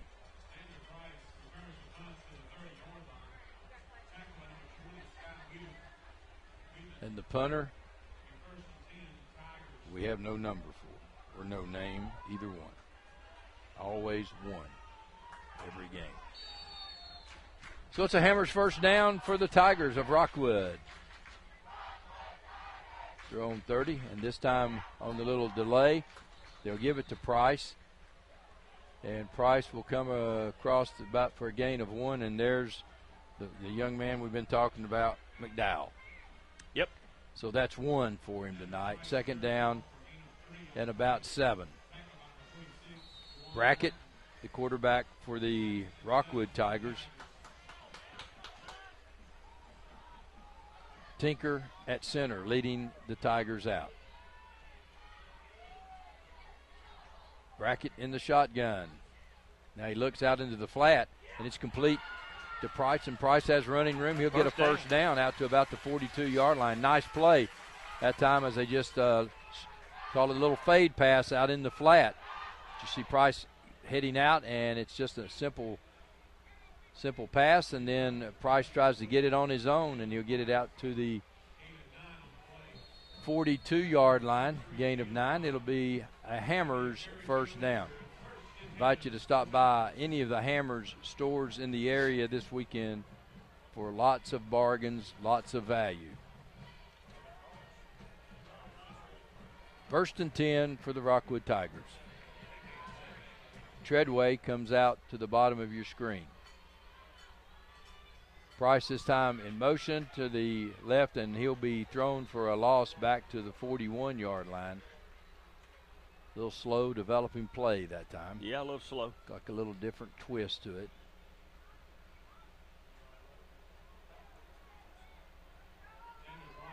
Didn't get the block out front. Second down and 11.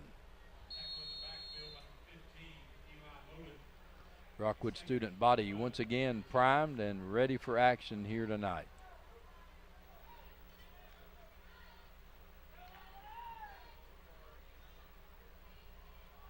Treadway to the top of your screen. Williams to the bottom. McCain is the running back. McCain gets a good block on one of the defenders, but Brackett nowhere to go. Good coverage downfield, and Brackett will be thrown out of bounds at about the 40-yard line, so it's going to bring up third down and about 12. One of those situations you do not want to be in. Meigs County that time was coming really strong from the left side. Will they dump a little screen pass out there? They might.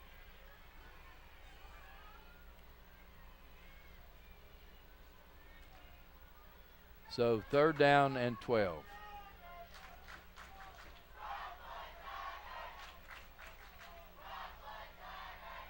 Brackett again with good protection. This time has a man open, and he'll hit it right at midfield. It's going to be short of the first down as Williams is the receiver.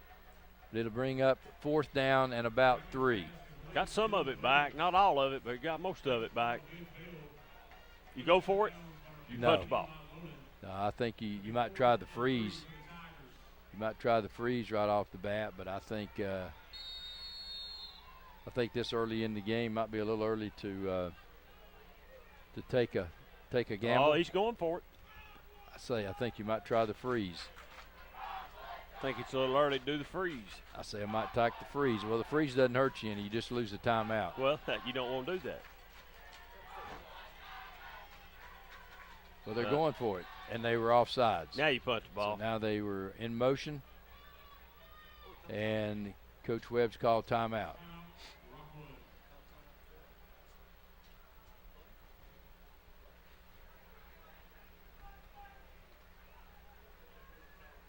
He might have got In timeout jail? for play. Need bail? Just chill and call Hill.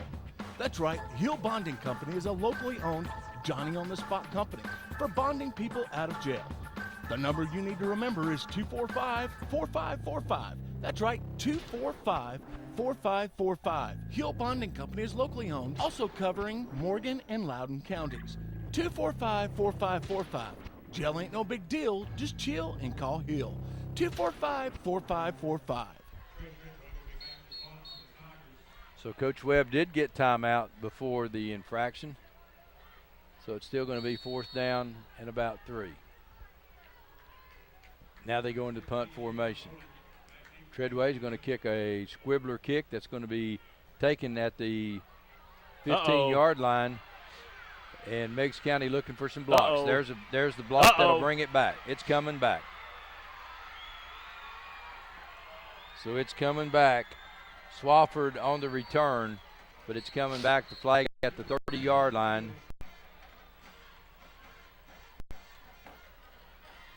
Yeah, there's 2 flags there. So the flag was thrown immediately. So let's see if we can see it. 15 might be the one up here, 15 or 18 as we come on up. Right in there. I didn't see it. Yeah, I think. Is it right there at the bottom of the screen? Yeah, Is it right? Not right there, but right there, here, maybe. Right there, yes. And I'm not sure. That's I'm awful not sure. close. That's awful close. Yeah, that's. It looks like he gets him on the shoulder pad. Yeah, that's close. Yeah, we'll take it though. Yeah, that would be one that'll get some close scrutiny. But doesn't matter tomorrow what it looks like. It's what it looked like tonight, and now it is 1st and 10. Hammers 1st down. The ball at the Meigs County 20-yard line. And that's the disadvantage of the low line drive bouncing kick. You catch it you catch it full speed and you're ready to go. And the young man that returned it is at quarterback. And Tinker will have the stop for the Tigers. Rockwood Tigers.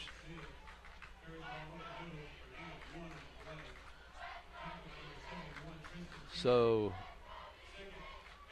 the quarterback Swafford, also the punt returner. So you got to figure he's a little winded right now, coming right back after the punt return to take over the offense.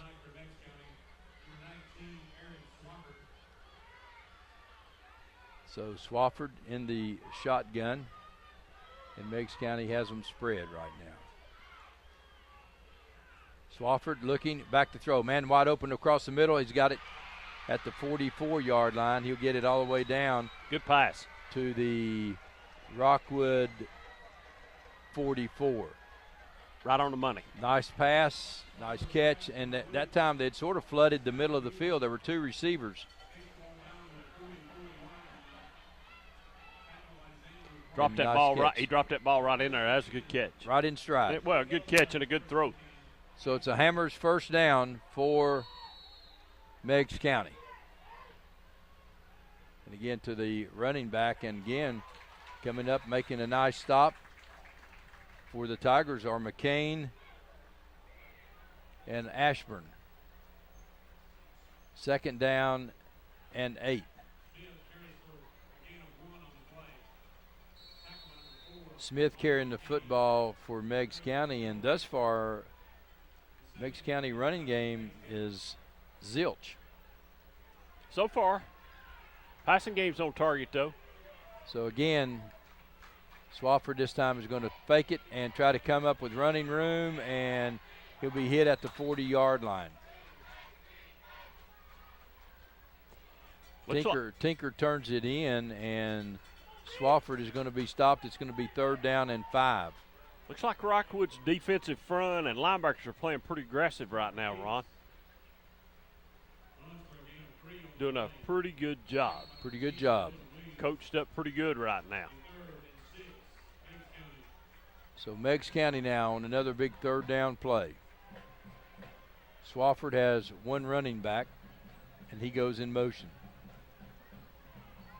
Swofford back to throw. Looking, has time. All day long, man. And he's going to take it along the right side, and Swofford will have the first down. So Swofford that time with plenty of time to look and survey, and found the right side of the line coming in and goes around the right side for the first down. 10 or 15 seconds at least to throw the ball. If you got that long, you'll find your receivers eventually. Swofford has already shown us that he can run, possessing the speed that he needs to get to the outside. So 1st and 10 for the Meigs County Tigers.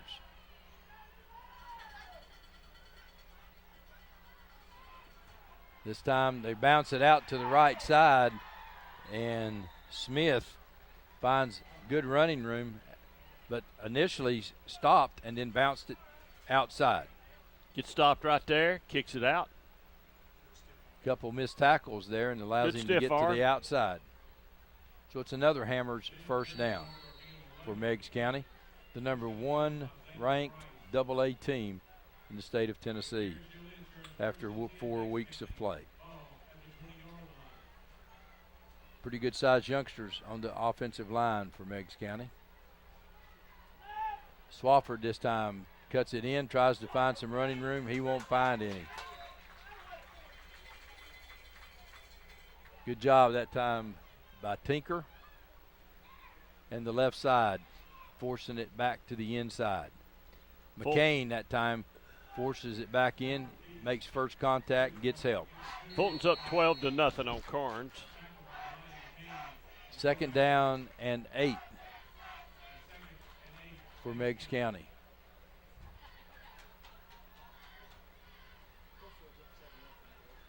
Coalfield's up 7-0 at Wartburg. Oakdale, excuse me. Smith tries the right side, and right McCain. There, good job. McCain doing a nice job that time coming up from his defensive end to make the tackle. It's good to see him being a little bit on the aggressive side this week. Looks like he's there. Yeah, he's fighting off a blocker, continuing, a big guy too. Continuing to keep it to the outside, and then makes the tackle. 70's a big boy, folks. If y'all can't tell it on TV, I can tell you he's a big boy. So 3rd down and 11. Big play by the Tigers. So they'll need one more now. Of course, this may be 4-down territory. Oh, it is. For Meigs County.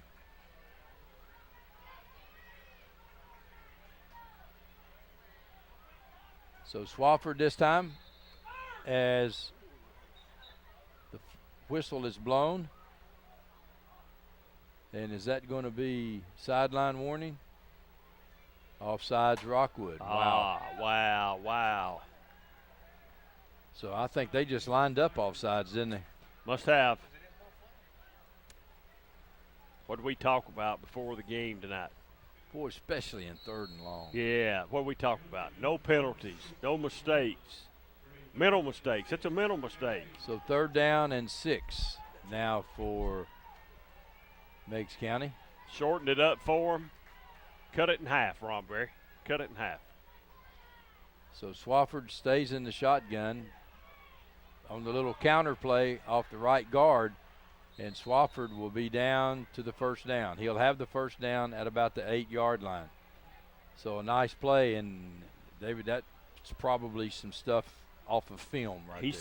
He sees the field really well. You can just tell the way he's running. He's picking his lanes. Yeah, you're probably right, off some film.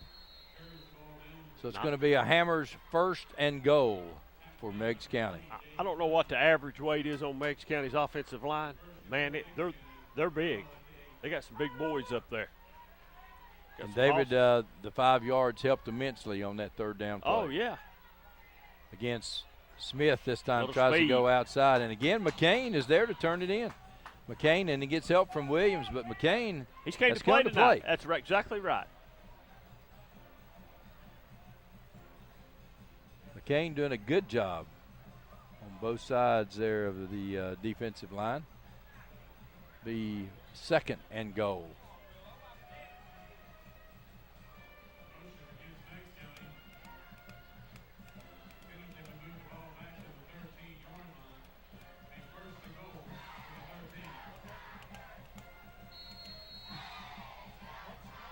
Meigs County unbalanced to the left. So they're going to roll out behind that. Oh, he's wide open. And wide open, he missed him. Swafford is going to throw and almost intercepted. Price got his hands on it. And you're right, David. Swafford just waited too late that time. Well, big number 23. I think it's 23. I can't really tell from here. The big wide receiver. He was wide open. Just missed him. 5, 1,006, 1,007, 1,008. Oh, that would have been huge right there. Would have been big. Big. Would have been big. I come back to that play again. So second and goal. I get 23 on that slant. Watch this. Watch this. Swafford Bang. again looking. Touchdown. Two Rockwood players. It looked like they collided, David. They did. I told you they'd come back to that play because it was wide open a while ago. Yeah, Wasn't as open this time as it was last time. It looked like they collided. They did. They did. By the end line. There they are.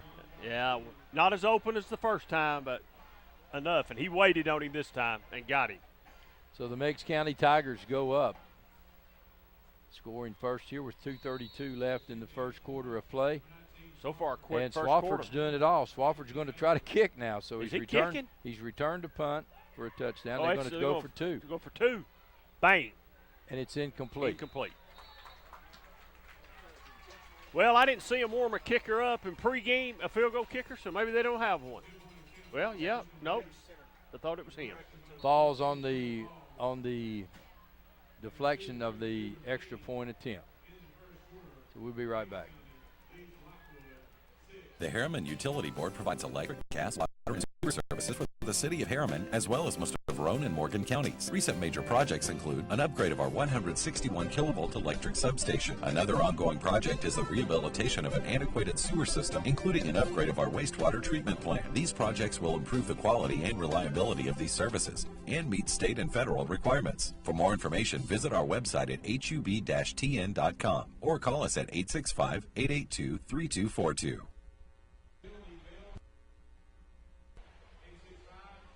One of our sponsors for tonight is Rockwood Electric Utility.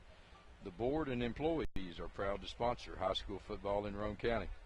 RU supports all young people in Roane County in numerous ways. And if you're hearing this message, you know that RU has your lights and power on. Call 811 before you dig. RU General Manager Kendall Bear and all employees of RU wish the best for all Roane County football teams this season. And right now, Meigs County is up 6-0 over the Rockwood Tigers.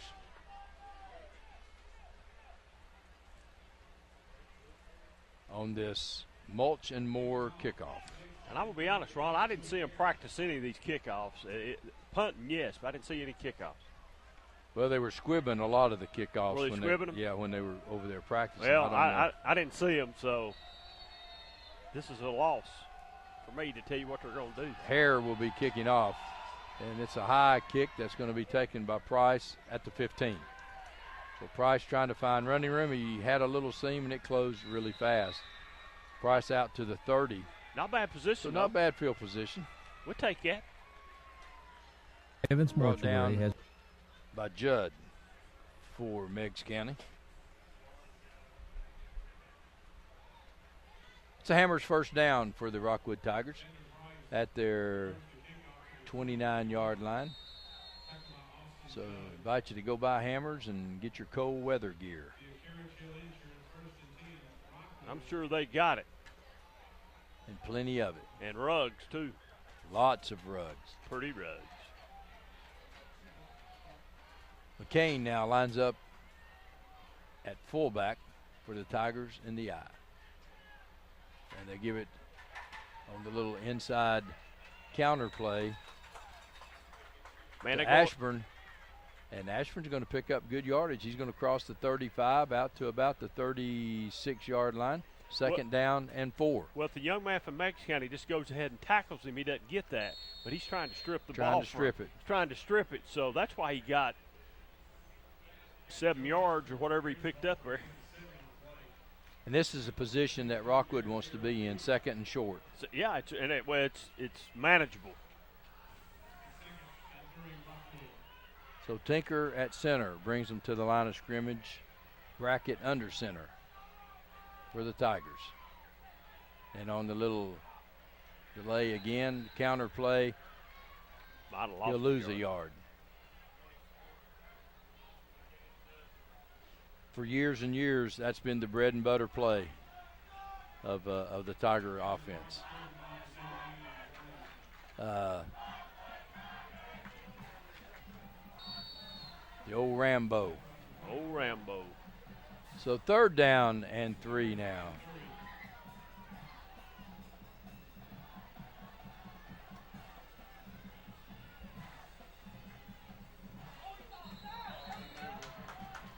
And the big linebacker that time gets into the neutral zone, and it'll cost them 5 yards. So it's a Hammers first down the easy way.